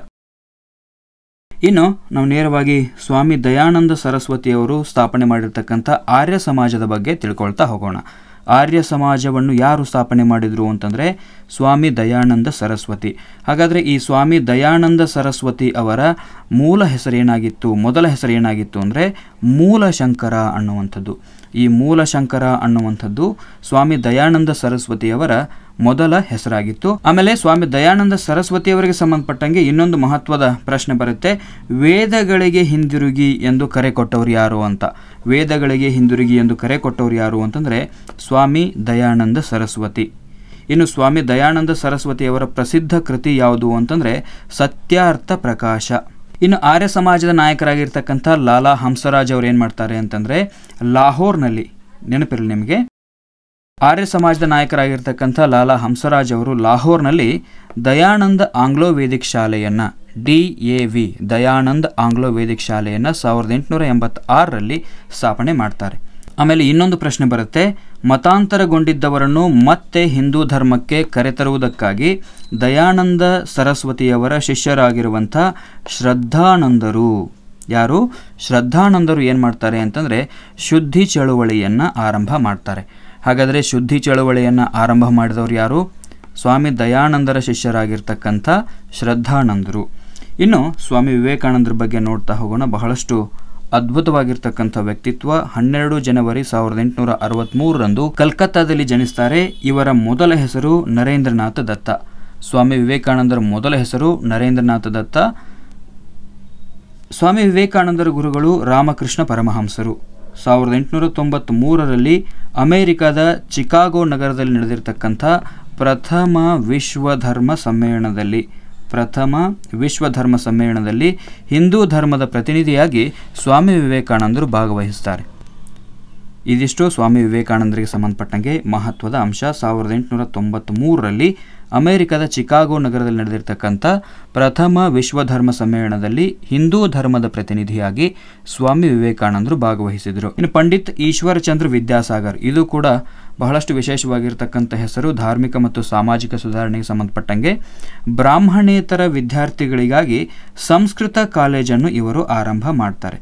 ಸಂಸ್ಕೃತ ಕಾಲೇಜನ್ನು ಯಾರು ಆರಂಭ ಮಾಡ್ತಾರೆ? ಪಂಡಿತ ಈಶ್ವರಚಂದ್ರ ವಿದ್ಯಾಸಾಗರ್. ಆಮೇಲೆ 1856ರಲ್ಲಿ ಮೊದಲ ಬಾರಿಗೆ ಮೇಲ್ವರ್ಗದಲ್ಲಿ ಕಾನೂನುಬದ್ಧ ವಿಧವಾ ಪುನರ್ವಿವಾಹವನ್ನು ಕೋಲ್ಕತ್ತಾದಲ್ಲಿ ವಿದ್ಯಾಸಾಗರ್ ಅವರು ನಡೆಸಿಕೊಡ್ತಾರೆ. 1850ರ ಸಂದರ್ಭದಲ್ಲಿ ಮೇಲ್ವರ್ಗದಲ್ಲಿ ವಿಧವಾ ಪುನರ್ವಿವಾಹ ಇರಲಿಲ್ಲ. ಈಶ್ವರಚಂದ್ರ ವಿದ್ಯಾಸಾಗರ್ ಅವರ ನೇತೃತ್ವದಲ್ಲಿ ಕಲ್ಕತ್ತಾದಲ್ಲಿ 1856ರಲ್ಲಿ ಏನಾಗುತ್ತೆ ಅಂದರೆ ಮೊದಲ ಬಾರಿಗೆ ಮೇಲ್ವರ್ಗದಲ್ಲಿ ಕಾನೂನುಬದ್ಧ ವಿಧವಾ ಪುನರ್ವಿವಾಹ ನಡೆಯುತ್ತೆ. ಇನ್ನು ಮಾನವ ಹಿತ ಮತ್ತು ಸಮಾಜ ಸೇವೆಯನ್ನು ನಿರಂತರವಾಗಿ ನಡೆಸಿಕೊಂಡು ಹೋಗಲು ಸ್ವಾಮಿ ವಿವೇಕಾನಂದರು ರಾಮಕೃಷ್ಣ ಮಿಷನ್ ಅನ್ನು ಸ್ಥಾಪನೆ ಮಾಡ್ತಾರೆ. ಸ್ವಾಮಿ ವಿವೇಕಾನಂದರು ಒಂದು ಹೇಳಿಕೆಯನ್ನು ಹೇಳ್ತಾರೆ, ಸ್ತ್ರೀಯರ ಉದ್ಧಾರ ನಮ್ಮ ರಾಷ್ಟ್ರದ ಉದ್ಧಾರ ಅಂತ. ಪರೀಕ್ಷೆಗಳಲ್ಲಿ ಇಂಥ ಪ್ರಶ್ನೆಯನ್ನು ಕೇಳಬಹುದು. ಸ್ತ್ರೀಯರ ಉದ್ಧಾರ ನಮ್ಮ ರಾಷ್ಟ್ರದ ಉದ್ಧಾರ ಅಂತ ಹೇಳಿರ್ತಕ್ಕಂಥ ಮಹಾನುಭಾವ ಯಾರು ಅಂತ ಕೇಳಿದರೆ ಸ್ವಾಮಿ ವಿವೇಕಾನಂದರು. ಇನ್ನು ದರಿದ್ರ ನಾರಾಯಣರ ಅಂದರೆ ಬಡವರ ಸೇವೆಗೆ ಕರೆಯನ್ನು ನೀಡ್ತಾರೆ ಸ್ವಾಮಿ ವಿವೇಕಾನಂದರು. ಒಟ್ಟಾರೆ ಭಾರತದ ಉನ್ನತಿಯ ಕನಸನ್ನು ಸ್ವಾಮಿ ವಿವೇಕಾನಂದರು ಕಂಡಿದ್ರು. ಇನ್ನು ಸ್ವಾಮಿ ವಿವೇಕಾನಂದರನ್ನು ಬಾಲಗಂಗಾಧರ ತಿಲಕರು ಭಾರತದ ರಾಷ್ಟ್ರೀಯತೆಯ ನಿಜವಾದ ಪಿತಾಮಹ ಅಂತ ಕರೀತಾರೆ. ನೆನಪಿರಲಿ ನಿಮಗೆ, ಬಾಲಗಂಗಾಧರ ತಿಲಕ್ ಏನು ಮಾಡ್ತಾರೆ ಅಂತಂದರೆ ಸ್ವಾಮಿ ವಿವೇಕಾನಂದರನ್ನು ಭಾರತದ ರಾಷ್ಟ್ರೀಯತೆಯ ನಿಜವಾದ ಪಿತಾಮಹ ಅಂತ ಕರೀತಾರೆ. ಇನ್ನು ಸ್ವಾಮಿ ವಿವೇಕಾನಂದರು ವಿಶ್ವಧರ್ಮ ಸಮ್ಮೇಳನಕ್ಕೆ ಹೋಗುವ ಮುನ್ನ ಮೈಸೂರು ಸಂಸ್ಥಾನದ 10ನೇ ಚಾಮರಾಜ ಒಡೆಯರ್ ಅವರು ತಮ್ಮ ಅರಮನೆಗೆ ಆಹ್ವಾನಿಸಿ ಸಮ್ಮೇಳನಕ್ಕೆ ಹೋಗಲಿಕ್ಕೆ ಧನ ಸಹಾಯವನ್ನು ಮಾಡಿದ್ರು. ವಿವೇಕಾನಂದರ ಸಲಹೆ ಮೇರೆಗೆ ದಲಿತರಿಗೆ 3 ಪ್ರತ್ಯೇಕ ಶಾಲೆಗಳನ್ನು ಮೈಸೂರು ಒಡೆಯರು ತೆರೀತಾರೆ. ಇನ್ನು ಥಿಯಾಸಾಫಿಕಲ್ ಸೊಸೈಟಿ, ಇದು ಕೂಡ ಬಹಳಷ್ಟು ಇಂಪಾರ್ಟೆಂಟ್. ಥಿಯಾಸಾಫಿಕಲ್ ಸೊಸೈಟಿ ಅಂತ ಬರುತ್ತೆ. ಥಿಯಾಸಾಫಿಕಲ್ ಸೊಸೈಟಿ, ಇದನ್ನು ಕನ್ನಡದಲ್ಲಿ ಬ್ರಹ್ಮ ವಿದ್ಯಾ ಸಮಾಜ ಅಂತ ಕರೀತಾರೆ. ಈ ಸಂಸ್ಥೆಯನ್ನು ಸ್ಥಾಪನೆ ಮಾಡಿದವರು ರಷ್ಯನ್ ಮಹಿಳೆಯಾಗಿರ್ತಕ್ಕಂಥ ಮೇಡಮ್ HP ಬ್ಲಾವಟ್ಸ್ಕಿ ಮತ್ತು ಅಮೆರಿಕದ ಕರ್ನಲ್ HS ಅಲ್ಕಾಟ್ ಅವರು ನ್ಯೂಯಾರ್ಕ್ ನಗರದಲ್ಲಿ ಈ ಸಂಸ್ಥೆಯನ್ನು ಮೊದಲಿಗೆ ಆರಂಭ ಮಾಡ್ತಾರೆ, ಥಿಯಾಸಾಫಿಕಲ್ ಸೊಸೈಟಿಯನ್ನು. ಯಾರು? ರಷ್ಯನ್ ಮಹಿಳೆಯಾಗಿರ್ತಕ್ಕಂಥ ಮೇಡಮ್ HP ಬ್ಲಾವಟ್ಸ್ಕಿ ಮತ್ತು ಅಮೆರಿಕದ ಕರ್ನಲ್ HS ಅಲ್ಕಟ್ ಅವರು ಇದನ್ನು ನ್ಯೂಯಾರ್ಕ್ನಲ್ಲಿ ಆರಂಭ ಮಾಡ್ತಾರೆ, ಥಿಯೋಸಾಫಿಕಲ್ ಸೊಸೈಟಿ. ಇನ್ನು ಭಾರತಕ್ಕೆ ಆಗಮಿಸಿ ಚೆನ್ನೈ ಬಳಿಯ ಅಡಿಯಾರ್ ಎಂಬ ಸ್ಥಳದಲ್ಲಿ ಈ ಸೊಸೈಟಿ ಅಂದರೆ ಥಿಯೋಸಾಫಿಕಲ್ ಸೊಸೈಟಿಯ ಅಂತಾರಾಷ್ಟ್ರೀಯ ಕೇಂದ್ರವನ್ನು ಆರಂಭ ಮಾಡ್ತಾರೆ. ನಂತರ ಡಾಕ್ಟರ್ ಎನಿ ಬೆಸೆಂಟ್ ಇದರ ಅಧ್ಯಕ್ಷರಾಗಿ ಕಾರ್ಯನಿರ್ವಹಿಸ್ತಾರೆ. ಡಾಕ್ಟರ್ ಎನಿ ಬೆಸೆಂಟ್ ಅವರು ಭಾರತೀಯ ಸಂಸ್ಕೃತಿಯಿಂದ ಪ್ರಭಾವಿತರಾಗಿ ಭಗವದ್ಗೀತೆಯನ್ನು ಇಂಗ್ಲೀಷ್ಗೆ ಭಾಷಾಂತರ ಮಾಡ್ತಾರೆ.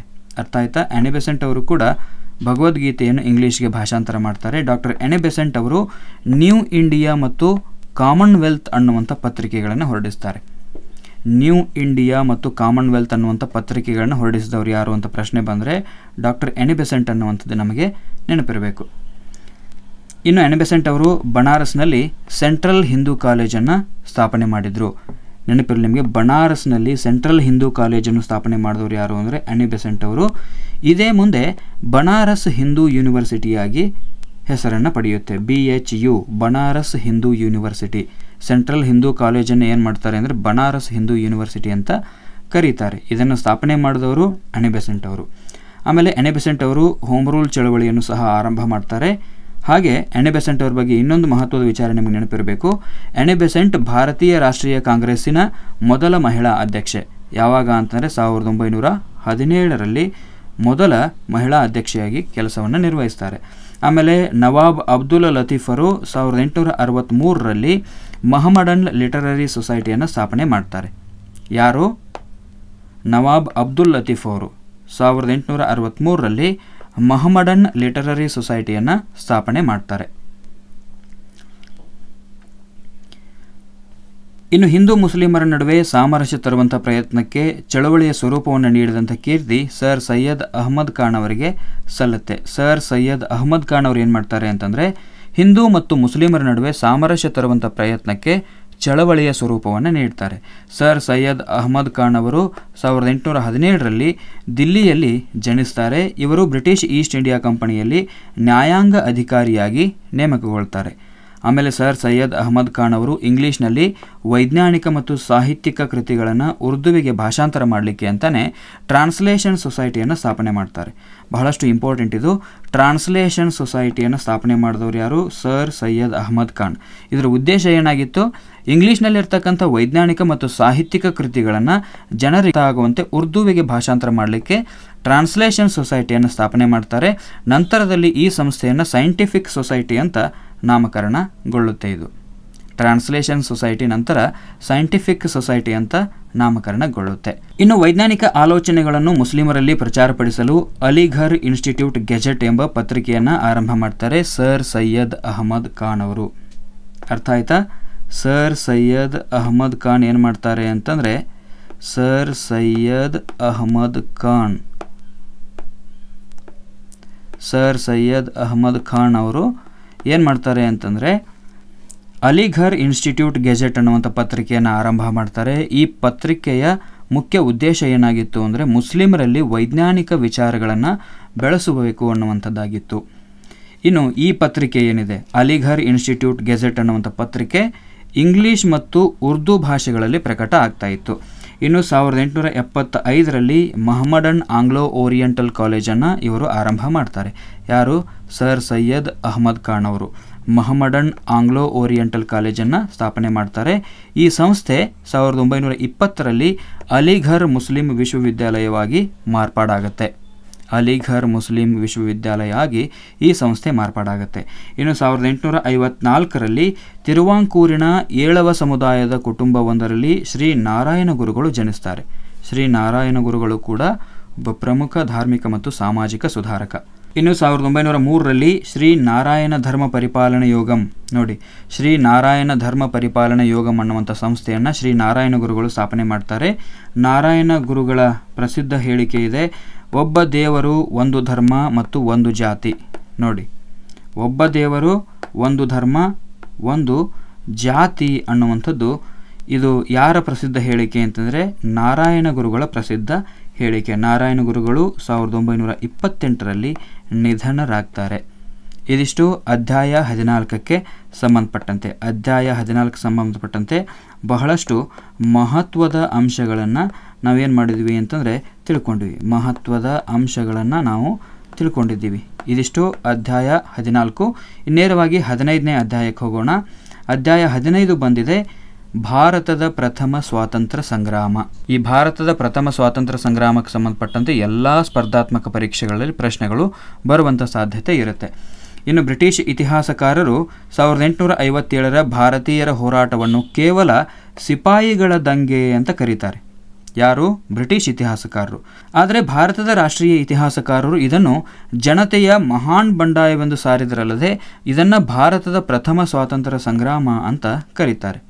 ಅರ್ಥ ಆಯ್ತಾ? 1857ರ ಭಾರತದ ಜನತೆಯ ಮಹಾನ್ ಬಂಡಾಯವನ್ನು ರಾಷ್ಟ್ರೀಯ ಇತಿಹಾಸಕಾರರು ಭಾರತದ ಪ್ರಥಮ ಸ್ವಾತಂತ್ರ್ಯ ಸಂಗ್ರಾಮ ಅಂತ ಕರೀತಾರೆ. ಈ ಹೋರಾಟವನ್ನು ದೇಶದ ಸ್ವಾತಂತ್ರ್ಯಕ್ಕಾಗಿ ನಡೆದ ಪ್ರಥಮ ಯುದ್ಧವೆಂದು ಕರೆದವರಲ್ಲಿ ವಿನಾಯಕ ದಾಮೋದರ್ ಸಾವರ್ಕರ್ ಅವರು ಮೊದಲಿಗರು. ಪ್ರಥಮ ಸ್ವಾತಂತ್ರ್ಯ ಸಂಗ್ರಾಮವನ್ನು ಅಥವಾ ಬ್ರಿಟಿಷರು ಕರೆದಂಗೆ ಸಿಪಾಯಿಗಳ ಈ ದಂಗೆಯನ್ನು ಭಾರತದ ಪ್ರಥಮ ಸ್ವಾತಂತ್ರ್ಯ ಹೋರಾಟ ಅಂತ ಕರೆದವರು ಯಾರು ಅಂದರೆ ಮೊದಲ ವ್ಯಕ್ತಿ ವಿನಾಯಕ ದಾಮೋದರ್ ಸಾವರ್ಕರ್ ಅವರು. ಇನ್ನು ಪಟ್ಟಾಭಿ ಸೀತಾರಾಮಯ್ಯ ಅವರು ಕೂಡ ಇದನ್ನು ಭಾರತದ ಮೊದಲ ಸ್ವಾತಂತ್ರ್ಯ ಸಮರ ಅಂತಾನೆ ಸಾರ್ತಾರೆ. ಯುರೋಪಿಯನ್ನರ ಮೇಲುಸ್ತುವಾರಿಯಲ್ಲಿದ್ದ ಹೋಟೆಲ್ ಮತ್ತು ಕ್ಲಬ್ಗಳಿಗೆ ಭಾರತೀಯರಿಗೆ ಪ್ರವೇಶ ಇರಲಿಲ್ಲ. ನಾಯಿಗಳಿಗೆ ಮತ್ತು ಭಾರತೀಯರಿಗೆ ಪ್ರವೇಶ ನಿಷಿದ್ಧ ಅನ್ನುವಂಥ ನಾಮಫಲಕಗಳನ್ನು ಅವರ ಹೋಟೆಲ್ಗಳಲ್ಲಿ ಮತ್ತು ಕ್ಲಬ್ಗಳಲ್ಲಿ ಹಾಕಲಾಗ್ತಾ ಇತ್ತು. ಆಮೇಲೆ ಬಿಳಿಯರ ಮೇಲಿನ ಹೊರೆ ಅನ್ನುವಂಥ ಒಂದು ಕಾನ್ಸೆಪ್ಟ್ ಕೂಡ ಯುರೋಪಿಯನ್ರಲ್ಲಿ ಇತ್ತು. ಹಾಗಾದರೆ ಬಿಳಿಯರ ಮೇಲಿನ ಹೊರೆ ಅಂದರೆ ಏನು? ಭಾರತೀಯರು ಅನ್ನುವಂಥವರು ಅನಾಗರಿಕರಾಗಿದ್ದಾರೆ.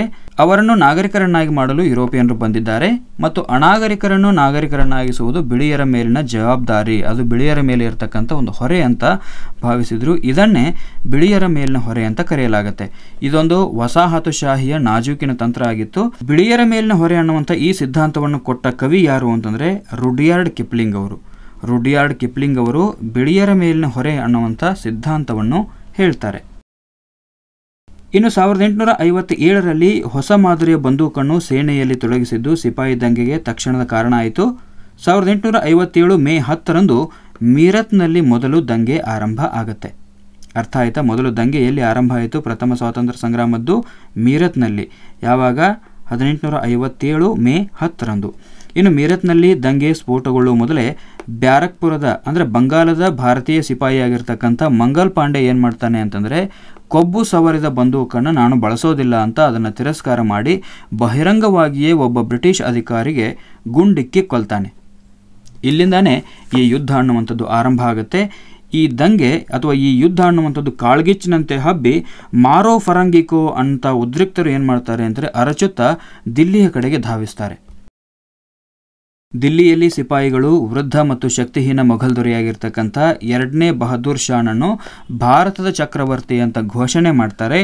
ಫರಂಗಿ ಅನ್ನುವಂಥ ಪದ ಪರ್ಷಿಯನ್ ಮೂಲದ್ದು.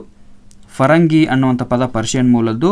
ಇದನ್ನು ಉರ್ದು ಮತ್ತು ಹಿಂದಿಗಳಲ್ಲಿ ಯುರೋಪಿಯನ್ನರನ್ನು ಕೀಳಾಗಿ ಸೂಚಿಸಲಿಕ್ಕೆ ಬಳಸಲಾಗ್ತಾ ಇತ್ತು.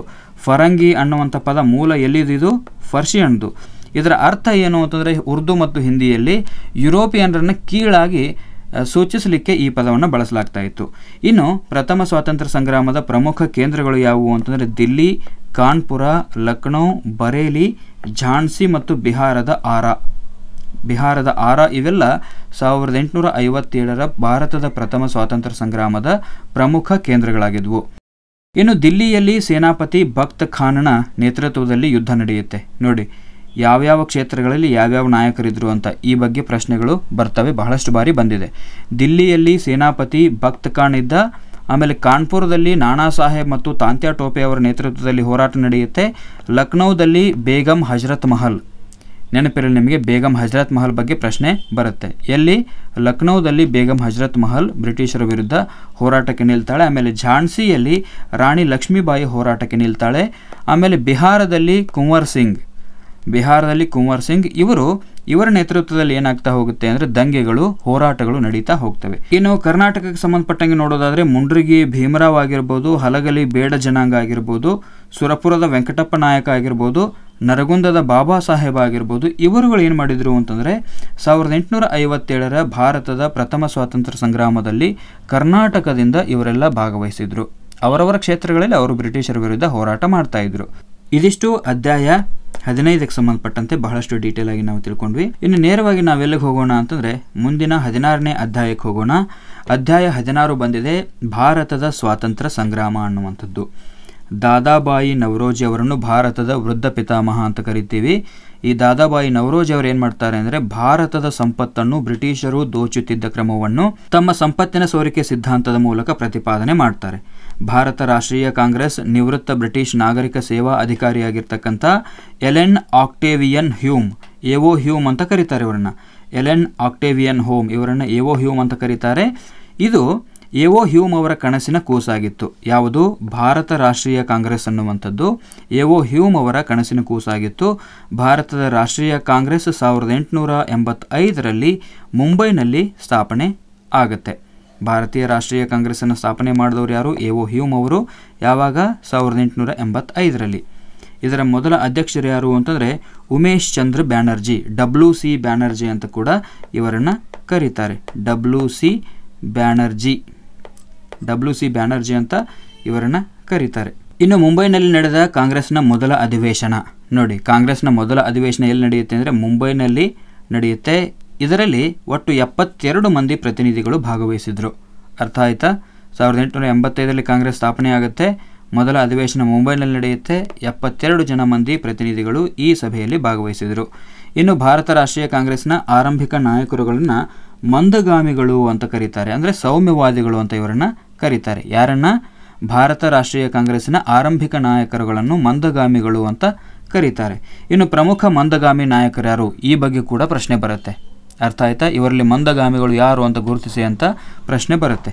ಹಾಗಾದರೆ ಮಂದಗಾಮಿ ನಾಯಕರು ಯಾರು? ದಾದಾಬಾಯಿ ನವರೋಜಿ, ಸುರೇಂದ್ರನಾಥ್ ಬ್ಯಾನರ್ಜಿ, ಗೋಪಾಲಕೃಷ್ಣ ಗೋಖಲೆ, ಮಹಾದೇವ ಗೋವಿಂದ ರಾನಡೆ ಮತ್ತು ಇತರರು. ಇವರನ್ನ ನಾವೇನಂತ ಕರಿತೀವಿ ಅಂತಂದರೆ ಮಂದಗಾಮಿ ನಾಯಕರು ಅಂತ ಕರಿತೀವಿ. ಅಂದರೆ ಸೌಮ್ಯವಾಗಿಯೇ ಹೋರಾಟ ಮಾಡಿ ಸ್ವಾತಂತ್ರ್ಯ ಬೇಕು ಅಂತ ಹೇಳ್ತಕ್ಕಂಥ ನಾಯಕರಿವರು. 1885ರಿಂದ 1905ರ ನಡುವಿನ ಕಾಲಘಟ್ಟವನ್ನು ಮಂದಗಾಮಿಗಳ ಕಾಲ ಅಂತ ಕರೆಯಲಾಗುತ್ತೆ. ಯಾವ ಕಾಲವನ್ನು? 1885ರಿಂದ 1905ರ ನಡುವಿನ ಕಾಲ. ಇದನ್ನು ಮಂದಗಾಮಿಗಳ ಕಾಲ ಅಂತ ಪರಿಗಣನೆ ಮಾಡಲಾಗಿದೆ. ಇನ್ನು ಮಂದಗಾಮಿಗಳ ಕಾಯುವ ವಿಧಾನವನ್ನು ಪ್ರಶ್ನಿಸುವ ಹೊಸ ನಾಯಕರ ಗುಂಪೊಂದು ಕಾಂಗ್ರೆಸ್ನಲ್ಲಿ ಉದಯ ಆಗುತ್ತೆ. ಅವರೇ ತೀವ್ರಗಾಮಿಗಳು. ಅರ್ಥ ಆಯ್ತಾ? ಮಂದಗಾಮಿಗಳ ನಡೆಯನ್ನು ವಿರೋಧ ಮಾಡುವಂಥ ಒಂದು ಗುಂಪು ಕಾಂಗ್ರೆಸ್ನಲ್ಲಿ ಉದಯ ಆಗುತ್ತೆ. ಅವರುಗಳೇ ತೀವ್ರಗಾಮಿಗಳು. ತೀವ್ರಗಾಮಿಗಳು ಮಂದಗಾಮಿಗಳು ಅನುಸರಣೆ ಮಾಡಿರ್ತಕ್ಕಂಥ ಪ್ರಾರ್ಥನೆ ಮತ್ತು ಮನವಿ ನೀತಿಗಳನ್ನು ಇವರು ತಿರುಪೆಯ ನೀತಿ, ಪಾಲಿಸಿ ಆಫ್ ಮೆಂಡಿಕೆನ್ಸಿ ಅಂತ ಕರೀತಾರೆ. ಅರ್ಥ ಆಯ್ತಾ? ಅಂದರೆ ಈ ಹಿಂದೆ ಮಂದಗಾಮಿಗಳು ಯಾವ ನೀತಿಯನ್ನು ಅನುಸರಿಸ್ತಾ ಇದ್ರು? ಬ್ರಿಟಿಷರ ಜೊತೆಗೆ ಪ್ರಾರ್ಥನೆ ಮಾಡ್ಕೊತಾ ಇದ್ರು, ನಮಗೆ ಸ್ವಾತಂತ್ರ್ಯ ಕೊಡಿ, ನಮಗೆ ಅವಕಾಶ ಕೊಡಿ ಅಂತ ಕೇಳ್ಕೊಳ್ತಾ ಇದ್ರು. ಆಮೇಲೆ ಮನವಿ ಮಾಡ್ಕೊಳ್ತಾ ಇದ್ರು. ಈ ನೀತಿಗಳನ್ನು ತೀವ್ರಗಾಮಿಗಳು ತೀವ್ರವಾಗಿ ಖಂಡಿಸಿ ವ್ಯಂಗ್ಯ ಮಾಡ್ತಾರೆ. ಏನಂತ ವ್ಯಂಗ್ಯ ಆಡ್ತಾರೆ ಅಂತಂದರೆ ಇದು ಒಂದು ತಿರುಪೆಯ ನೀತಿ, ಪಾಲಿಸಿ ಆಫ್ ಮೆಂಡಿಕೆನ್ಸಿ ಅಂತ ಅದನ್ನು ವ್ಯಂಗ್ಯ ಮಾಡ್ತಾರೆ. ಇನ್ನು ಪ್ರಮುಖ ತೀವ್ರಗಾಮಿ ನಾಯಕರು ಯಾರು ಅಂತಂದರೆ ಲಾಲಾ ಲಜಪತ್ ರಾಯ್. ನೆನಪಿರ್ಬೇಕು ನಿಮಗೆ, ಲಾಲಾ ಲಜಪತ್ ರಾಯ್, ಬಾಲಗಂಗಾಧರ ತಿಲಕ್, ಬಿಪಿನ್ ಚಂದ್ರಪಾಲ್. ಇವರನ್ನು ಲಾಲ್ ಬಾಲ್ ಪಾಲ್ ಅಂತ ಕರಿತಾ ಇದ್ರು. ಅರ್ಥ ಆಯ್ತಾ? ಲಾಲ್ ಬಾಲ್ ಪಾಲ್ ಅಂತ ಯಾರನ್ನ ಕರಿತಾ ಇದ್ರು ಅಂತಂದರೆ ತೀವ್ರಗಾಮಿ ನಾಯಕರಾಗಿರುವಂಥ ಲಾಲಾ ಲಜಪತ್ ರಾಯ್ ಮತ್ತು ಬಾಲಗಂಗಾಧರ್ ತಿಲಕ್, ಬಿಪಿನ್ ಚಂದ್ರಪಾಲ್ ಇವರನ್ನು ಲಾಲ್ ಬಾಲ್ ಪಾಲ್ ಅಂತ ಕರಿತಾ ಇದ್ರು. ಇನ್ನು 1905ರಿಂದ 1919ರ ಕಾಲಾವಧಿಯನ್ನು ತೀವ್ರಗಾಮಿಗಳ ರಾಜಕೀಯದ ಕಾಲ ಅಂತ ಗುರುತಿಸಲಾಗಿದೆ. 1905ರಿಂದ 1919ರ ಕಾಲಾವಧಿಯನ್ನು ತೀವ್ರಗಾಮಿ ರಾಜಕೀಯದ ಕಾಲ ಅಂತ ಪರಿಗಣನೆ ಮಾಡಲಾಗಿದೆ. ಇನ್ನು ಬಾಲಗಂಗಾಧರ ತಿಲಕ್ ಅವರ ಒಂದು ಪ್ರಸಿದ್ಧ ಹೇಳಿಕೆ ಬರುತ್ತೆ, ಸ್ವರಾಜ್ಯ ನನ್ನ ಜನ್ಮಸಿದ್ಧ ಹಕ್ಕು, ನಾನು ಅದನ್ನು ಪಡೆದೇ ತೀರುತ್ತೇನೆ ಅನ್ನುವಂಥದ್ದು ಬಾಲಗಂಗಾಧರ ತಿಲಕ್ ಅವರ ಘೋಷಣೆಯಾಗಿತ್ತು. ಈ ಘೋಷಣೆ ಸ್ವಾತಂತ್ರ್ಯದ ಉತ್ಕಟತೆಯನ್ನು ಮತ್ತಷ್ಟು ಹೆಚ್ಚು ಮಾಡುತ್ತೆ. ಇನ್ನು ತಿಲಕರು ಮರಾಠ ಅನ್ನುವಂಥ ಇಂಗ್ಲಿಷ್ ಪತ್ರಿಕೆಯನ್ನು ನೋಡಿ, ಬಾಲಗಂಗಾಧರ ತಿಲಕ್ ಅವರು ಏನು ಮಾಡ್ತಾರೆ ಅಂದರೆ ಮರಾಠ ಅನ್ನುವಂಥ ಇಂಗ್ಲಿಷ್ ಪತ್ರಿಕೆಯನ್ನು ಆರಂಭ ಮಾಡ್ತಾರೆ. ಹಾಗೆ ಕೇಸರಿ ಅನ್ನುವಂಥ ಮರಾಠಿ ಭಾಷೆಯ ಪತ್ರಿಕೆಗಳನ್ನು ಪ್ರಕಟ ಮಾಡ್ತಾರೆ. ಈ ಮೂಲಕ ಅವರು ಜನರನ್ನು ರಾಜಕೀಯವಾಗಿ ಪ್ರೇರೇಪಣೆ ಮಾಡ್ತಾರೆ. ಇನ್ನು ಬಿಪಿನ್ ಚಂದ್ರ ಪಾಲ್ರು ನ್ಯೂ ಇಂಡಿಯಾ ಮತ್ತು ಅರವಿಂದರು ವಂದೇ ಮಾತರಂ ಅನ್ನುವಂಥ ಪತ್ರಿಕೆಗಳನ್ನು ಆರಂಭ ಮಾಡಿದರು. ನ್ಯೂ ಇಂಡಿಯಾ ಪತ್ರಿಕೆಯನ್ನು ಆರಂಭ ಮಾಡಿದವರು ಯಾರು ಅಂತಂದರೆ ಬಿಪಿನ್ ಚಂದ್ರ ಪಾಲ್, ಮತ್ತು ಅರವಿಂದರು ವಂದೇ ಮಾತರಂ ಅನ್ನುವಂಥ ಪತ್ರಿಕೆಗಳನ್ನು ಆರಂಭ ಮಾಡ್ತಾರೆ. ಇನ್ನು ಲಾಲಾ ಲಜಪತ್ ರಾಯ್ ಅವರನ್ನು ಪಂಜಾಬಿನ ಸಿಂಹ ಅಂತಾನೆ ಕರೆಯಲಾಗ್ತಾ ಇತ್ತು. ಪಂಜಾಬಿನ ಸಿಂಹ ಯಾರು? ಲಾಲಾ ಲಜಪತ್ ರಾಯ್. ನಾವು ಸ್ವರಾಜ್ಯವನ್ನು ಹಕ್ಕಿನ ರೂಪದಲ್ಲಿ ಪಡೆಯುತ್ತೇವೆಯೇ ಹೊರತು ಭಿಕ್ಷಾ ರೂಪದಲ್ಲಿ ಅಲ್ಲ ಅಂತ ಲಾಲಾ ಲಜಪತ್ ರಾಯ್ ಅವರು ಹೇಳಿದರು. ನೆನಪಿರಲಿ ನಿಮಗೆ, ಇಂಥ ಪ್ರಶ್ನೆಗಳನ್ನು ಕೇಳ್ತಾರೆ. ನಾವು ಸ್ವರಾಜ್ಯವನ್ನು ಹಕ್ಕಿನ ರೂಪದಲ್ಲಿ ಪಡೆಯುತ್ತೇವೆಯೇ ಹೊರತು ಭಿಕ್ಷಾ ರೂಪದಲ್ಲಿ ಅಲ್ಲ ಅಂತ ಹೇಳಿದವರು ಯಾರು ಅಂದರೆ ಲಾಲಾ ಲಜಪತ್ ರಾಯ್ ಅವರು. ಹಾಗೆ ಬಿಪಿನ್ ಚಂದ್ರ ಪಾಲ್ರು ಬಂಗಾಲದಲ್ಲಿ ಸಾಮೂಹಿಕ ಪ್ರತಿಭಟನೆಯನ್ನು ಸಂಘಟನೆ ಮಾಡ್ತಾರೆ. ಅರವಿಂದ್ ಘೋಷ್ ಅವರು ವಿದೇಶಿ ವಸ್ತುಗಳ ಬಹಿಷ್ಕಾರ, ಆಮೇಲೆ ಸ್ವದೇಶಿ ವಸ್ತುಗಳನ್ನು ಮಾತ್ರವೇ ಬಳಸುವುದು ಮತ್ತು ರಾಷ್ಟ್ರೀಯ ಶಾಲೆಗಳನ್ನು ತೆರೆಯುವುದು ಇವರ ಮಹಾನ್ ಕಾರ್ಯವಿಧಾನ ಆಗಿತ್ತು. ಅರವಿಂದ್ ಘೋಷ್ ಅವರ ಕಾರ್ಯವಿಧಾನ ಏನಾಗಿತ್ತು ಸ್ವಾತಂತ್ರ್ಯ ಹೋರಾಟದಲ್ಲಿ ಅಂದರೆ ವಿದೇಶಿ ವಸ್ತುಗಳ ಬಹಿಷ್ಕಾರ ಹಾಕೋದು, ಆಮೇಲೆ ಸ್ವದೇಶಿ ವಸ್ತುಗಳನ್ನು ಮಾತ್ರ ಬಳಸೋದು, ಆಮೇಲೆ ರಾಷ್ಟ್ರೀಯ ಶಾಲೆಗಳನ್ನು ತೆರೆಯೋದು. ಇದು ಅರವಿಂದ್ ಘೋಷ್ ಅವರ ಪ್ರಮುಖವಾಗಿರ್ತಕ್ಕಂಥ ಕಾರ್ಯ ಆಗಿತ್ತು. ಇನ್ನು 1905ರಲ್ಲಿ ಲಾರ್ಡ್ ಕರ್ಜನ್ ಬಂಗಾಳ ವಿಭಜನೆಗೆ ಪ್ರಯತ್ನ ಪಡ್ತಾನೆ. ಯಾರು? Lord Curzon. ಬಂಗಾಳ ವಿಭಜನೆಯ ಜೊತೆಗೆ ಯಾರ ಹೆಸರು ಸೇರಿಕೊಂಡಿದೆ ಅಂತಂದರೆ ಲಾರ್ಡ್ ಕರ್ಜನ್ ಅವರು 1905ರಲ್ಲಿ. ಇನ್ನು 16 ಅಕ್ಟೋಬರ್ 1905ರಂದು ಬಂಗಾಲದಾದ್ಯಂತ ರಾಷ್ಟ್ರೀಯ ಶೋಕ ದಿನವನ್ನಾಗಿ ಆಚರಣೆ ಮಾಡಲಾಗುತ್ತೆ. 1911ರಲ್ಲಿ ಬಂಗಾಳದ ವಿಭಜನೆಯನ್ನು ಬ್ರಿಟಿಷರು ರದ್ದು ಮಾಡಬೇಕಾಯಿತು. 1906ರಲ್ಲಿ ಮುಸ್ಲಿಂ ನಿಯೋಗ ಬಂದು ಭಾರತದ ವೈಸ್ರಾಯ್ ಆಗಿದ್ದ ಮಿಂಟೋ ಅವರನ್ನು ಭೇಟಿ ಮಾಡಿ ಅವರ ಪ್ರೇರಣೆಯಿಂದ ಸರ್ ಆಗಾ ಖಾನ್, ಢಾಕಾದ ನವಾಬ ಸಲೀಮುಲ್ಲಾ ಮತ್ತು ಇನ್ನಿತರರು ಸೇರಿ 1906ರಲ್ಲಿ ಭಾರತ ಮುಸ್ಲಿಂ ಲೀಗನ್ನು ಢಾಕಾದಲ್ಲಿ ಅಂದರೆ ಈಗಿನ ಬಾಂಗ್ಲಾದೇಶದಲ್ಲಿ ಸ್ಥಾಪನೆ ಮಾಡ್ತಾರೆ. ಯಾವಾಗ? 1906ರಲ್ಲಿ. 1906ರಲ್ಲಿ ಏನು ಮಾಡ್ತಾರೆ ಅಂತಂದರೆ ಭಾರತ್ ಮುಸ್ಲಿಂ ಲೀಗನ್ನು ಸ್ಥಾಪನೆ ಮಾಡ್ತಾರೆ. ಮಿಂಟೋ ಅವರ ಪ್ರೇರಣೆಯಿಂದ ಏನು ಮಾಡ್ತಾರೆ ಅಂದರೆ ಸರ್ ಆಗಾ ಖಾನ್, ಢಾಕಾದ ನವಾಬ ಸಲೀಮುಲ್ಲಾ ಮತ್ತು ಇನ್ನಿತರರು ಸೇರಿ 1906ರಲ್ಲಿ ಭಾರತ ಮುಸ್ಲಿಂ ಲೀಗನ್ನು ಢಾಕಾದಲ್ಲಿ ಅಂದರೆ ಈಗಿನ ಬಾಂಗ್ಲಾದೇಶದಲ್ಲಿ ಸ್ಥಾಪನೆ ಮಾಡಿದರು. ಇನ್ನು 1907ರಲ್ಲಿ ಸೂರತ್ನಲ್ಲಿ ನಡೆದ ಕಾಂಗ್ರೆಸ್ ಅಧಿವೇಶನದಲ್ಲಿ ಮಂದಗಾಮಿಗಳು ಮತ್ತು ತೀವ್ರಗಾಮಿಗಳ ನಡುವೆ ಕಾಂಗ್ರೆಸ್ ಇಬ್ಬಾಗ ಆಗುತ್ತೆ. ಯಾವ ಅಧಿವೇಶನ? 1907ರ ಸೂರತ್ ಕಾಂಗ್ರೆಸ್ ಅಧಿವೇಶನದಲ್ಲಿ ತೀವ್ರಗಾಮಿಗಳು ಮತ್ತು ಮಂದಗಾಮಿಗಳು ಅಂತ ಕಾಂಗ್ರೆಸ್ ಇಬ್ಬಾಗ ಆಗುತ್ತೆ. ಇನ್ನು ತಿಲಕರಿಗೆ ಕರಿನೀರು ಶಿಕ್ಷೆಯನ್ನು ವಿಧಿಸಿ ಮಾಂಡೆಲೆ ಅಂದರೆ ಬರ್ಮಾದ ಸೆರೆಮನೆಗೆ ಅವರನ್ನು ಗಡಿಪಾರು ಮಾಡಲಾಯಿತು. ಈ ಮಾಂಡೆಲೆ ಅಥವಾ ಬರ್ಮಾ ಸೆರೆಮನೆಗೆ ಹೋದಾಗಲೇ ತಿಲಕರು ಗೀತಾ ರಹಸ್ಯ ಅನ್ನುವಂಥ ಕೃತಿಯನ್ನು ಬರೀತಾರೆ. ಇನ್ನು 1909ರ ಮಿಂಟೋ ಮಾರ್ಲೆ ಸುಧಾರಣೆ ಏನು ಮಾಡುತ್ತೆ ಅಂತಂದರೆ ಮುಸ್ಲಿಮರಿಗೆ ಪ್ರತ್ಯೇಕ ಮತಕ್ಷೇತ್ರವನ್ನು ಕಲ್ಪಿಸಿತು. ಯಾವ ಸುಧಾರಣೆ ಅದು? ಮಿಂಟೋ ಮಾರ್ಲೆ ಸುಧಾರಣೆ. ಇನ್ನು 1916ರಲ್ಲಿ ಲೋಕಮಾನ್ಯ ತಿಲಕರು ಮತ್ತು ಅನಿ ಬೆಸೆಂಟ್ರು ಹೋಮ್ ರೂಲ್ ಚಳವಳಿ ಅಂದರೆ ಗೃಹಾಡಳಿತ ಚಳವಳಿಯನ್ನು ಹಮ್ಮಿಕೊಳ್ತಾರೆ. ಅರ್ಥ ಆಯ್ತಾ? ಯಾರ್ಯಾರು? ಅನಿ ಬೆಸೆಂಟ್ ಮತ್ತು ಲೋಕಮಾನ್ಯ ತಿಲಕರು. ಇನ್ನು 1917ರ ಡಿಸೆಂಬರ್ನಲ್ಲಿ ನ್ಯಾಯಮೂರ್ತಿ ರೌಲಟ್ನ ಮಾರ್ಗದರ್ಶನದಲ್ಲಿ ರಚನೆಯಾಗಿರ್ತಕ್ಕಂಥ ಸಮಿತಿಯ ಉದ್ದೇಶ ಏನಾಗಿತ್ತು ಅಂತಂದರೆ ಭಾರತದ ಕ್ರಾಂತಿಕಾರಿ ಚಟುವಟಿಕೆಗಳನ್ನು ಹತ್ತಿಕ್ಕೋದಾಗಿತ್ತು. ರೌಲಟ್ ಕಾಯ್ದೆ ಅಂತ ಬರುತ್ತಲ್ಲ, ಆ ಕಾಯ್ದೆ ಮುಖ್ಯ ಉದ್ದೇಶ ಏನಾಗಿತ್ತು ಅಂದರೆ ಭಾರತದಲ್ಲಿ ನಡೆಯುತ್ತಿರುವಂಥ ಕ್ರಾಂತಿಕಾರಿ ಚಟುವಟಿಕೆಗಳನ್ನು ಹತ್ತಿಕ್ಕೋದಾಗಿತ್ತು. ಇಂತಹ ರೌಲಟ್ ಕಾಯ್ದೆಯ ವಿರುದ್ಧ 1919ರ ಏಪ್ರಿಲ್ 13ರಂದು ಅಮೃತಸರದ ಸುವರ್ಣ ಮಂದಿರದಿಂದ ಸ್ವಲ್ಪ ದೂರದಲ್ಲಿ ಇರತಕ್ಕಂಥ ಜಲಿಯನ್ ವಾಲಾಬಾಗ್ ಎಂಬಲ್ಲಿಯ ಉದ್ಯಾನದಲ್ಲಿ ಸಭೆಯೊಂದನ್ನು ಆಯೋಜನೆ ಮಾಡಲಾಗಿತ್ತು. ಈ ಸಭೆಯಲ್ಲಿ ತಮ್ಮ ನಾಯಕರಾಗಿದ್ದ ಡಾಕ್ಟರ್ ಕಿಚ್ಲು ಮತ್ತು ಡಾಕ್ಟರ್ ಸತ್ಯಪಾಲರ ಬಂಧನದ ವಿರುದ್ಧ ಪ್ರತಿಭಟನೆ ಮಾಡೋದಾಗಿತ್ತು ಈ ಸಭೆಯ ಉದ್ದೇಶ. ಅರ್ಥ ಆಯ್ತಾ? ಎಲ್ಲಿ? ಅಮೃತಸರದ ಸುವರ್ಣ ಮಂದಿರದಿಂದ ಸ್ವಲ್ಪ ದೂರದಲ್ಲಿರ್ತಕ್ಕಂಥ ಜಲಿಯನ್ ವಾಲಾಬಾಗ್ ಅನ್ನುವಂಥ ಉದ್ಯಾನದಲ್ಲಿ ಒಂದು ಸಭೆಯನ್ನು ಕರೆದಿದ್ರು. ಆ ಸಭೆಯನ್ನು ಯಾಕೆ ಕರೆದಿದ್ರು ಅಂತಂದರೆ ತಮ್ಮ ನಾಯಕರಾಗಿರ್ತಕ್ಕಂಥ ಡಾಕ್ಟರ್ ಕಿಚ್ಲು ಮತ್ತು ಡಾಕ್ಟರ್ ಸತ್ಯಪಾಲರ ಬಂಧನದ ವಿರುದ್ಧ ಪ್ರತಿಭಟನೆ ಹೇಗೆ ಮಾಡಬೇಕು ಅನ್ನುವಂಥದ್ದನ್ನು ರೂಪುರೇಷೆಯನ್ನು ರೆಡಿ ಮಾಡಲಿಕ್ಕೆ ಆ ಸಭೆಯನ್ನು ಕರೆಯಲಾಗಿತ್ತು. ಇಲ್ಲಿ ಒಂದು ದುರಂತ ನಡೆಯುತ್ತೆ. ಆವಾಗ ಅಮೃತಸರದ ರಕ್ಷಣಾ ಪಾಲಕನಾಗಿದ್ದ ಜನರಲ್ ಡಯರ್ ಏನು ಮಾಡ್ತಾನೆ ಅಂತಂದರೆ, ಪ್ರತಿಭಟನೆ ಮಾಡುತ್ತಿದ್ದ ಜನರಿಗೆ ಬುದ್ಧಿ ಕಲಿಸಬೇಕು ಅಂತ ಉದ್ಯಾನಕ್ಕೆ ಇರತಕ್ಕಂಥ ಏಕೈಕ ನಿರ್ಗಮನ ದ್ವಾರವನ್ನು ಮುಚ್ಚಿಸಿ ನಿರಾಯುಧರಾಗಿರ್ತಕ್ಕಂಥ ಭಾರತೀಯ ಜನತೆಯ ಮೇಲೆ ಗುಂಡು ಹಾರಿಸಲಿಕ್ಕೆ ಆಜ್ಞಾಪನೆ ಮಾಡ್ತಾರೆ. ಇದನ್ನೇ ನಾವು ಜಲಿಯನ್ ವಾಲಾಬಾಗ್ ದುರಂತ ಅಂತ ಕರಿತೀವಿ. ಹೀಗೆ ಬ್ರಿಟಿಷರು ಅನೇಕ ಅನ್ಯಾಯಗಳನ್ನು ಭಾರತೀಯರ ಮೇಲೆ ಮಾಡಿದ್ರು.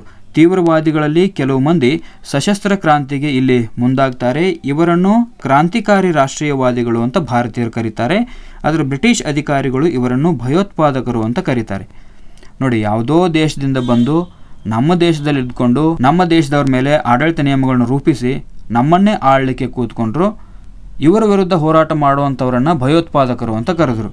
ಇವರು ಬೇರೆ ದೇಶದವರು, ಇವರನ್ನ ನಾವು ಭಯೋತ್ಪಾದಕರು ಅಂತ ಕರಿಬೇಕು, ಇವರು ನಮ್ಮನ್ನೇ ಭಯೋತ್ಪಾದಕರು ಅಂತ ಕರೆದ್ರು. ಆದರೆ ಭಾರತೀಯರು ಇವರನ್ನು ಏನಂತ ಕರೆದ್ರು ಅಂದರೆ ಕ್ರಾಂತಿಕಾರಿ ರಾಷ್ಟ್ರೀಯವಾದಿಗಳು ಅಂತ ಕರೆದ್ರು. ಯಾರೆಲ್ಲ ಸಶಸ್ತ್ರ ಕ್ರಾಂತಿಗೆ ಮುಂದಾಗ್ತಾರೋ ಅವರನ್ನು ಕ್ರಾಂತಿಕಾರಿ ರಾಷ್ಟ್ರೀಯವಾದಿಗಳು ಅಂತ ಕರೆಯಲಾಗುತ್ತೆ. ಇನ್ನು ರಹಸ್ಯ ಸಂಘಟನೆಯನ್ನು ರೂಪಿಸಿಕೊಂಡ ಕ್ರಾಂತಿಕಾರಿಗಳಲ್ಲಿ ವಾಸುದೇವ್ ಬಲವಂತ್ ಫಡ್ಕೆ ಮೊದಲಿನವರು. ಅರ್ಥ ಆಯ್ತಾ? ರಹಸ್ಯ ಸಂಘಟನೆಯನ್ನು ರೂಪಿಸಿಕೊಂಡ ಕ್ರಾಂತಿಕಾರಿಗಳಲ್ಲಿ ಮೊದಲನೆಯವರು ಯಾರು ಅಂತಂದರೆ ವಾಸುದೇವ್ ಬಲವಂತ್ ಫಡ್ಕೆ. ಇನ್ನು ದಾಮೋದರ್ ಮತ್ತು ಬಾಲಕೃಷ್ಣ ಚಾಪೇಕರ್ ಸಹೋದರರು ಅವರ ರಹಸ್ಯ ಸಂಘಟನೆಯ ಜೀವನಾಡಿಗಳಾಗಿದ್ದರು. ವಾಸುದೇವ್ ಬಲವಂತ್ ಫಡ್ಕೆ ಅವರ ರಹಸ್ಯ ಸಂಘಟನೆಯ ಜೀವನಾಡಿಗಳು ಯಾರಾಗಿದ್ದರು ಅಂತಂದರೆ ದಾಮೋದರ್ ಮತ್ತು ಬಾಲಕೃಷ್ಣ ಚಾಪೇಕರ್ ಅನ್ನುವಂಥ ಸಹೋದರರು. ಇನ್ನು ನಮ್ಮ ದೇಶದ ಇತರ ಪ್ರಮುಖ ಕ್ರಾಂತಿಕಾರಿಗಳನ್ನ ನೋಡ್ತಾ ಹೋಗೋದಾದರೆ ವಿನಾಯಕ ದಾಮೋದರ ಸಾವರ್ಕರ್, ಖುದೀರಾಮ್ ಬೋಸ್, ಚಂದ್ರಶೇಖರ್ ಆಜಾದ್ ಮತ್ತು ಭಗತ್ ಸಿಂಗ್ ಇವರೆಲ್ಲ ಪ್ರಮುಖವಾಗಿರ್ತಕ್ಕಂಥ ಕ್ರಾಂತಿಕಾರಿಗಳು. ಇನ್ನು ಸ್ವಾತಂತ್ರ್ಯ ಹೋರಾಟದಲ್ಲಿ ತನ್ನ 19ನೇ ವಯಸ್ಸಿಗೆ ನೋಡಿ, ಕೇವಲ ತನ್ನ 19ನೇ ವಯಸ್ಸಿಗೆ ಅಂದರೆ 1908ರಲ್ಲಿ ನೇಣುಗಂಬ ಏರಿದ ಭಾರತದ ಮೊದಲ ಹುತಾತ್ಮ ಯಾರು ಅಂತಂದರೆ ಖುದೀರಾಮ್ ಬೋಸ್. ನೋಡಿ, 19ನೇ ವಯಸ್ಸಿಗೆ ಪ್ರಾಣ ಕೊಡಬೇಕಲ್ರಿ ದೇಶಕ್ಕಾಗಿ. ದೇಶ ನನಗೇನು ಕೊಟ್ಟಿದೆ ಅನ್ನೋದಕ್ಕಿಂತ ದೇಶಕ್ಕಾಗಿ ನಾನೇನು ಕೊಟ್ಟೆ ಅನ್ನುವಂಥದ್ದು ಪ್ರತಿಯೊಬ್ಬರಲ್ಲೂ ಬರಬೇಕು. ಇಲ್ಲಿ 19ನೇ ವಯಸ್ಸಿನ ಒಬ್ಬ ಸಣ್ಣ ಯುವಕ ಏನು ಮಾಡ್ತಾನೆ ಅಂತಂದರೆ ಭಾರತಕ್ಕಾಗಿ ತನ್ನ ಆತ್ಮವನ್ನು ಸಮರ್ಪಣೆ ಮಾಡಿಕೊಳ್ತಾನೆ ಕೇವಲ 19ನೇ ವಯಸ್ಸಿನಲ್ಲಿ. ಆ ವ್ಯಕ್ತಿ ಯಾರು ಅಂತಂದರೆ ಖುದೀರಾಮ್ ಬೋಸ್. ಇನ್ನು ವಿನಾಯಕ ದಾಮೋದರ್ ಸಾವರ್ಕರ್ ಮತ್ತೋರ್ವ ಕ್ರಾಂತಿಕಾರಿ. 1899ರಲ್ಲಿ ನೆನಪಿರ್ಬೇಕು ನಿಮಗೆ, 1899ರಲ್ಲಿ ಮಿತ್ರಮೇಳ ಅನ್ನುವಂಥ ಪ್ರಥಮ ಗುಪ್ತ ಸಂಘಟನೆಯನ್ನು ಕಟ್ತಾನೆ. ಯಾರು? V D Savarkar, Vinayak Damodar Savarkar. ಇವ್ರು ಏನು ಮಾಡ್ತಾರೆ ಅಂದರೆ 1899ರಲ್ಲಿ ಮಿತ್ರಮೇಳ ಅನ್ನುವಂಥ ಸಂಘಟನೆಯನ್ನು ಸ್ಥಾಪನೆ ಮಾಡ್ತಾರೆ. ಇದು ಇವರು ಸ್ಥಾಪನೆ ಮಾಡಿರ್ತಕ್ಕಂಥ ಪ್ರಥಮ ಗುಪ್ತ ಸಂಘಟನೆ. ಇದನ್ನು ಈ ಮಿತ್ರಮೇಳ ಸಂಘಟನೆಯನ್ನು ಮುಂದೆ ಅಭಿನವ ಭಾರತ ಅಂತ ಕರೆಯಲಾಗುತ್ತೆ. ಈ ಅಭಿನವ ಭಾರತ ಅನ್ನುವಂಥ ಗುಪ್ತ ಸಂಘಟನೆಯನ್ನು ಸ್ಥಾಪನೆ ಮಾಡಿದವರು ಯಾರು? ವಿನಾಯಕ ದಾಮೋದರ್ ಸಾವರ್ಕರ್. ಈ ಅಭಿನವ ಭಾರತ ಗುಪ್ತ ಸಂಘಟನೆ ಹಿಂದಿನ ಹೆಸರು ಏನಾಗಿತ್ತು? ಮಿತ್ರಮೇಳ. ಇಂಥ ಪ್ರಶ್ನೆಗಳು ನಮಗೆ ನೆನಪಿರಬೇಕು. ಇನ್ನು ಬ್ರಿಟಿಷ್ ಸರ್ಕಾರ ವಿನಾಯಕ ದಾಮೋದರ್ ಸಾವರ್ಕರ್ ಅವರಿಗೆ ಜೀವಾವಧಿ ಕಾರಾಗೃಹವನ್ನು ವಿಧಿಸಿ ಅಂಡಮಾನ್ ಜೈಲಿಗೆ ರವಾನೆ ಮಾಡುತ್ತೆ. ಅವರು ಕ್ರೂರ ದೈಹಿಕ ಚಿತ್ರಹಿಂಸೆಯನ್ನು ಅನುಭವಿಸ್ತಾರೆ ಅಂಡಮಾನ್ ಜೈಲಿನಲ್ಲಿ. ಹೀಗಾಗಿ ಅಂಡಮಾನ್ ಜೈಲಿನಲ್ಲಿ ಭಾರತ ಸರ್ಕಾರ ಏನು ಮಾಡಿದೆ ಅಂತಂದರೆ ವಿನಾಯಕ ದಾಮೋದರ್ ಸಾವರ್ಕರ್ ಅವರ ಸ್ಮಾರಕವನ್ನು ನಿರ್ಮಾಣ ಮಾಡಿದೆ. ಇನ್ನು ಚಂದ್ರಶೇಖರ್ ಆಜಾದ್ ಕೂಡ ಬರ್ತಾರೆ ಕ್ರಾಂತಿಗಳ ಲಿಸ್ಟ್ನಲ್ಲಿ. ಹಿಂದೂಸ್ತಾನ್ ಸೋಷಿಯಲಿಸ್ಟ್ ರಿಪಬ್ಲಿಕನ್ ಅಸೋಸಿಯೇಷನ್ಗೆ ಸೇರಿ ಕಾಕೋರಿ ಪಿತೂರಿ, ಶಾಸನ ಸಭೆಯ ಬಾಂಬ್ ಘಟನೆ ಹಾಗೂ ಲಾಹೋರ್ನಲ್ಲಿ ಬ್ರಿಟಿಷ್ ಅಧಿಕಾರಿ ಸ್ಯಾಂಡರ್ಸ್ನ ಮೇಲೆ ಗುಂಡಿನ ದಾಳಿ ಮುಂತಾದ ಹಲವು ಪ್ರಕರಣಗಳಲ್ಲಿ ಚಂದ್ರಶೇಖರ್ ಆಜಾದ್ ಅವರು ಭಾಗವಹಿಸಿದ್ರು. ನೋಡಿ, ಚಂದ್ರಶೇಖರ್ ಆಜಾದ್ ಅವರು ಏನು ಮಾಡ್ತಾರೆ ಅಂತಂದರೆ ಹಿಂದೂಸ್ತಾನ್ ಸೋಷಿಯಲಿಸ್ಟ್ ರಿಪಬ್ಲಿಕನ್ ಅಸೋಸಿಯೇಷನ್ಗೆ ಸೇರಿ ಕಾಕೋರಿ ಪಿತೂರಿಯನ್ನ ಮಾಡ್ತಾರೆ. ಕಾಕೋರಿ ಪಿತೂರಿ ಚಂದ್ರಶೇಖರ್ ಆಜಾದ್ ಅವರದ್ದು. ಆಮೇಲೆ ಶಾಸನ ಸಭೆಯ ಮೇಲೆ ಬಾಂಬ್ ಎಸೆಯುತ್ತಾರೆ. ಆಮೇಲೆ ಲಾಹೋರ್ನಲ್ಲಿ ಬ್ರಿಟಿಷ್ ಅಧಿಕಾರಿಯಾಗಿರುವಂತಹ ಸ್ಯಾಂಡರ್ಸ್ನ ಮೇಲೆ ಗುಂಡಿನ ದಾಳಿಯನ್ನ ಮಾಡ್ತಾರೆ. ಮುಂತಾದ ಹಲವು ಪ್ರಕರಣಗಳಲ್ಲಿ ಚಂದ್ರಶೇಖರ್ ಆಜಾದ್ ಅವರು ಭಾಗಿಯಾಗಿದ್ರು. ಇನ್ನು ಭಗತ್ ಸಿಂಗ್ ಹಿಂದೂಸ್ತಾನ್ ಸಮಾಜವಾದಿ ರಿಪಬ್ಲಿಕನ್ ಸಂಘಟನೆಯನ್ನು ಸೇರಿ ಅದರ ಪ್ರಧಾನ ಕಾರ್ಯದರ್ಶಿ ಆಗ್ತಾರೆ. ಯಾವ ಸಂಘಟನೆ? ಹಿಂದೂಸ್ತಾನ್ ಸಮಾಜವಾದಿ ಸಂಘಟನೆ. ಹಿಂದೂಸ್ತಾನ್ ಸಮಾಜವಾದಿ ರಿಪಬ್ಲಿಕನ್ ಸಂಘಟನೆಯನ್ನು ಸೇರಿ ಭಗತ್ ಸಿಂಗ್ ಅವರು ಅದರ ಪ್ರಧಾನ ಕಾರ್ಯದರ್ಶಿ ಆಗ್ತಾರೆ. ಇನ್ನು 1929ರಲ್ಲಿ ಭಗತ್ ಸಿಂಗ್, ರಾಜ್ಗುರು ಮತ್ತು ಸುಖದೇವ್ ದಿಲ್ಲಿಯಲ್ಲಿ ಕೇಂದ್ರೀಯ ಶಾಸನ ಸಭೆಯ ಮೇಲೆ ಬಾಂಬ್ ಅನ್ನ ಎಸೆಯುತ್ತಾರೆ. ದಿಲ್ಲಿಯಲ್ಲಿ ಕೇಂದ್ರೀಯ ಶಾಸನ ಸಭೆಯ ಮೇಲೆ ಬಾಂಬ್ ಅನ್ನ ಯಾರು ಎಸೆಯುತ್ತಾರೆ ಅಂತಂದ್ರೆ ಭಗತ್ ಸಿಂಗ್, ರಾಜ್ಗುರು ಮತ್ತು ಸುಖದೇವ್ ಅವರು ಎಸೆಯುತ್ತಾರೆ. ಹೀಗಾಗಿ ಲಾಹೋರ್ ಸೆಂಟ್ರಲ್ ಜೈಲಿನಲ್ಲಿ ಈ ಮೂವರನ್ನು ಏನು ಮಾಡಲಾಗುತ್ತೆ ಅಂದರೆ ಗಲ್ಲಿಗೆ ಏರಿಸಲಾಯಿತು. ನೋಡಿ, ದೇಶಕ್ಕಾಗಿ ಅದೆಷ್ಟು ಜೀವಗಳು ಸಮರ್ಪಣೆಯಾಗಿವೆ ಬ್ರಿಟಿಷರಿಂದ ಸ್ವಾತಂತ್ರ್ಯವನ್ನು ಪಡ್ಕೊಳ್ಳಿಕ್ಕೆ ಅಂದರೆ ಬಹಳಷ್ಟು ಜನ ತಮ್ಮ ಆತ್ಮವನ್ನು ಸಮರ್ಪಣೆ ಮಾಡಿದ್ದಾರೆ. ಇವತ್ತಿಗೆ ನಾವು ಏನು ಸ್ವಾತಂತ್ರ್ಯವನ್ನು ಅನುಭವಿಸ್ತಾ ಇದ್ದೀವಿ ಇದಕ್ಕೆಲ್ಲ ಮೂಲ ಕಾರಣ ಇಂತಹ ಮಹಾನುಭಾವ ವ್ಯಕ್ತಿಗಳೇ. ಭಗತ್ ಸಿಂಗ್, ಚಂದ್ರಶೇಖರ್ ಆಜಾದ್, ರಾಜಗುರು, ಸುಖದೇವ್ ಇವರೆಲ್ಲ ಏನು ಮಾಡಿದ್ರು ಅಂದರೆ ದೇಶಕ್ಕೋಸ್ಕರ ತಮ್ಮ ಪ್ರಾಣವನ್ನು ಅರ್ಪಿಸಿದರು. ಜೀವ ಒಂದು ಸಾರಿ ಹೋದರೆ ಮತ್ತೆ ಬರುತ್ತಾ? ಬರೋದಿಲ್ಲ. ಇವರೆಲ್ಲ ತಮ್ಮ ಜೀವನವನ್ನು ದೇಶಕ್ಕಾಗಿ ಕೊಟ್ಟಂಥವ್ರು. ಇನ್ನು ಭಗತ್ ಸಿಂಗ್ ಇಂಕ್ವಿಲಾಬ್ ಜಿಂದಾಬಾದ್ ಅಂದರೆ ಕ್ರಾಂತಿ ಚಿರಾಯುವಾಗಲಿ ಅನ್ನುವಂಥ ಘೋಷಣೆಯನ್ನು ಮೊದಲ ಬಾರಿಗೆ ಹಾಕಿದ ಭಾರತೀಯನಾಗಿದ್ದಾನೆ. ಅರ್ಥ ಆಯ್ತಾ? ಇಂಕ್ವಿಲಾಬ್ ಜಿಂದಾಬಾದ್ ಅಂದರೆ ಕ್ರಾಂತಿ ಚಿರಾಯುವಾಗಲಿ ಅನ್ನುವಂಥ ಘೋಷಣೆ ಯಾರದ್ದು ಅಂತಂದರೆ ಭಗತ್ ಸಿಂಗ್ ಅವರದ್ದು. ಭಗತ್ ಸಿಂಗ್. ಇನ್ನು ಸೋಹನ್ ಸಿಂಗ್ ಭಾಕ್ನಾ ಅನ್ನುವಂಥವನು 1913ರಲ್ಲಿ ಅಮೆರಿಕದ ಸ್ಯಾನ್ ಫ್ರಾನ್ಸಿಸ್ಕೋದಲ್ಲಿ ಘದರ್ ಚಳವಳಿಯನ್ನು ಆರಂಭ ಮಾಡ್ತಾನೆ. ಇದು ಕೂಡ ಬಹಳಷ್ಟು ಇಂಪಾರ್ಟೆಂಟ್ ನಿಮಗೆ. ಘದರ್ ಚಳವಳಿಯನ್ನು ಆರಂಭ ಮಾಡಿದವರು ಯಾರು? ಘದರ್ ಚಳುವಳಿಯನ್ನು ಆರಂಭ ಮಾಡಿದವರು ಯಾರು ಅಂದರೆ ಸೋಹನ್ ಸಿಂಗ್ ಭಾಕ್ನಾ 1913ರಲ್ಲಿ ಅಮೆರಿಕದ ಸ್ಯಾನ್ ಫ್ರಾನ್ಸಿಸ್ಕೋದಲ್ಲಿ ಇದನ್ನು ಆರಂಭ ಮಾಡ್ತಾರೆ. ಇನ್ನು 2 ಅಕ್ಟೋಬರ್ 1869ರಂದು ಗುಜರಾತಿನ ಪೋರ್ಬಂದರ್ ಅನ್ನುವಂಥ ಸ್ಥಳದಲ್ಲಿ ಕರಮ್ಚಂದ್ ಗಾಂಧಿ ಮತ್ತು ಪುತಲಿಬಾಯಿಯವರ ಮಗನಾಗಿ ಮಹಾತ್ಮ ಗಾಂಧೀಜಿಯವರು ಜನಿಸ್ತಾರೆ. ಗಾಂಧೀಜಿ ಜೀವನದ ಮೇಲೆ ಪ್ರಭಾವ ಬೀರಿದ ಪ್ರಮುಖ ಕೃತಿಗಳು ಯಾವುವು ಅಂತಂದರೆ ಭಗವದ್ಗೀತೆ, ಜಾನ್ ರಸ್ಕಿನ್ ಅವರ ಕೊನೆಯ ತನಕ ಅನ್ ಟು ದಿಸ್ ಲಾಸ್ಟ್ ಅನ್ನುವಂಥದ್ದು, ಆಮೇಲೆ ಲಿಯೋ ಟಾಲ್ಸ್ಟಾಯ್ ಅವರ ನಿನ್ನಂತರಂಗವೇ ದೇವರ ರಾಜ್ಯ, the kingdom of God lies within you ಅನ್ನುವಂಥದ್ದು, ಆಮೇಲೆ ಸತ್ಯ ಹರಿಶ್ಚಂದ್ರ ನಾಟಕ. ಇವೆಲ್ಲ ಏನು ಮಾಡ್ತವೆ ಅಂತಂದರೆ ಗಾಂಧೀಜಿ ಜೀವನದ ಮೇಲೆ ಬಹಳಷ್ಟು ಪ್ರಭಾವವನ್ನು ಬೀರ್ತವೆ. ಇನ್ನು ದಾದಾ ಅಬ್ದುಲ್ಲಾ ಕಂಪನಿಯ ಆಹ್ವಾನದ ಮೇರೆಗೆ ಕಾನೂನು ಸಲಹೆಗಾರರಾಗಿ ಗಾಂಧೀಜಿಯವರು ದಕ್ಷಿಣ ಆಫ್ರಿಕಾಗೆ ಹೋಗ್ತಾರೆ. ಯಾವ ಕಂಪನಿಯ ಆಹ್ವಾನದ ಮೇರೆಗೆ? ದಾದಾ ಅಬ್ದುಲ್ಲಾ ಕಂಪನಿಯ ಆಹ್ವಾನದ ಮೇರೆಗೆ. ಗಾಂಧೀಜಿಯವರ ಹೋರಾಟದ ವಿಧಾನವು ಗಾಂಧಿಗಿರಿ ಎಂಬ ಹೆಸರಿನಿಂದ ಇಂದು ಜನಪ್ರಿಯ ಆಗ್ತಾ ಇದೆ. ಇನ್ನು ಸತ್ಯಾಗ್ರಹ ಸಿದ್ಧಾಂತವು ಸಂಸ್ಕೃತದ 2 ಪದಗಳಿಂದ ಬಂದಿದೆ. ಗಾಂಧೀಜಿ ಕೊಡ್ತಾರೆ ಈ ಸತ್ಯಾಗ್ರಹ ಅನ್ನುವಂಥ ಕಾನ್ಸೆಪ್ಟನ್ನು. ಹಾಗಾದರೆ ಈ ಸತ್ಯಾಗ್ರಹ ಅನ್ನುವಂಥ ಪದ ಸಂಸ್ಕೃತದ 2 ಪದಗಳಿಂದ ಬಂದಿದೆ, ಸತ್ಯ ಮತ್ತು ಆಗ್ರಹ. ಹಾಗಾದರೆ ಸತ್ಯ ಅಂದರೆ ಏನು? ಸತ್ಯ ಅಂತಂದರೆ ವಾಸ್ತವಿಕ ಸಂಗತಿ. ಸತ್ಯ ಅಂತಂದರೆ ವಾಸ್ತವಿಕ ಸಂಗತಿ. ಆಗ್ರಹ ಅಂತಂದರೆ ಒತ್ತಾಯ ಅಂತ ಅರ್ಥ. ಅಂದರೆ ವಾಸ್ತವಿಕ ಸಂಗತಿಗಾಗಿ ಒತ್ತಾಯ ಮಾಡುವಂಥದ್ದನ್ನೇ ನಾವು ಸತ್ಯಾಗ್ರಹ ಅಂತ ಕರಿತೀವಿ. 1916ರಲ್ಲಿ ಅಹಮದಾಬಾದಿನಲ್ಲಿ ಸಾಬರಮತಿ ಆಶ್ರಮವನ್ನು ಗಾಂಧೀಜಿ ಸ್ಥಾಪನೆ ಮಾಡಿದರು. ಸಾಬರಮತಿ ಆಶ್ರಮವನ್ನು ಸ್ಥಾಪನೆ ಮಾಡಿದವರು ಯಾರು? ಗಾಂಧೀಜಿ. ಯಾವಾಗ?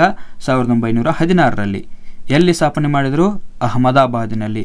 ಇನ್ನು ಮಹಾತ್ಮ ಗಾಂಧೀಜಿಯವರ ರಾಜಕೀಯ ಗುರುಗಳು ಯಾರು ಅಂತಂದರೆ ಗೋಪಾಲಕೃಷ್ಣ ಗೋಖಲೆ.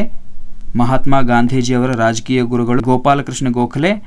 ಈ ಗೋಪಾಲಕೃಷ್ಣ ಗೋಖಲೆ ಅವರ ಮಾರ್ಗದರ್ಶನದ ಮೇರೆಗೆ ಗಾಂಧೀಜಿ ಏನು ಮಾಡ್ತಾರೆ ಅಂದರೆ ಭಾರತದಾದ್ಯಂತ ಪ್ರವಾಸವನ್ನು ಮಾಡಿದರು. ಇನ್ನು 1919ರಲ್ಲಿ ಗಾಂಧೀಜಿಯವರು ರೌಲಟ್ ಕಾಯ್ದೆಯ ಜಾರಿ, ಜಲಿಯನ್ ವಾಲಾಬಾಗ್ ಘೋರ ಹಿಂಸಾಕೃತ್ಯದ ವಿರುದ್ಧ ಚಳವಳಿಯನ್ನು ಹೂಡ್ತಾರೆ.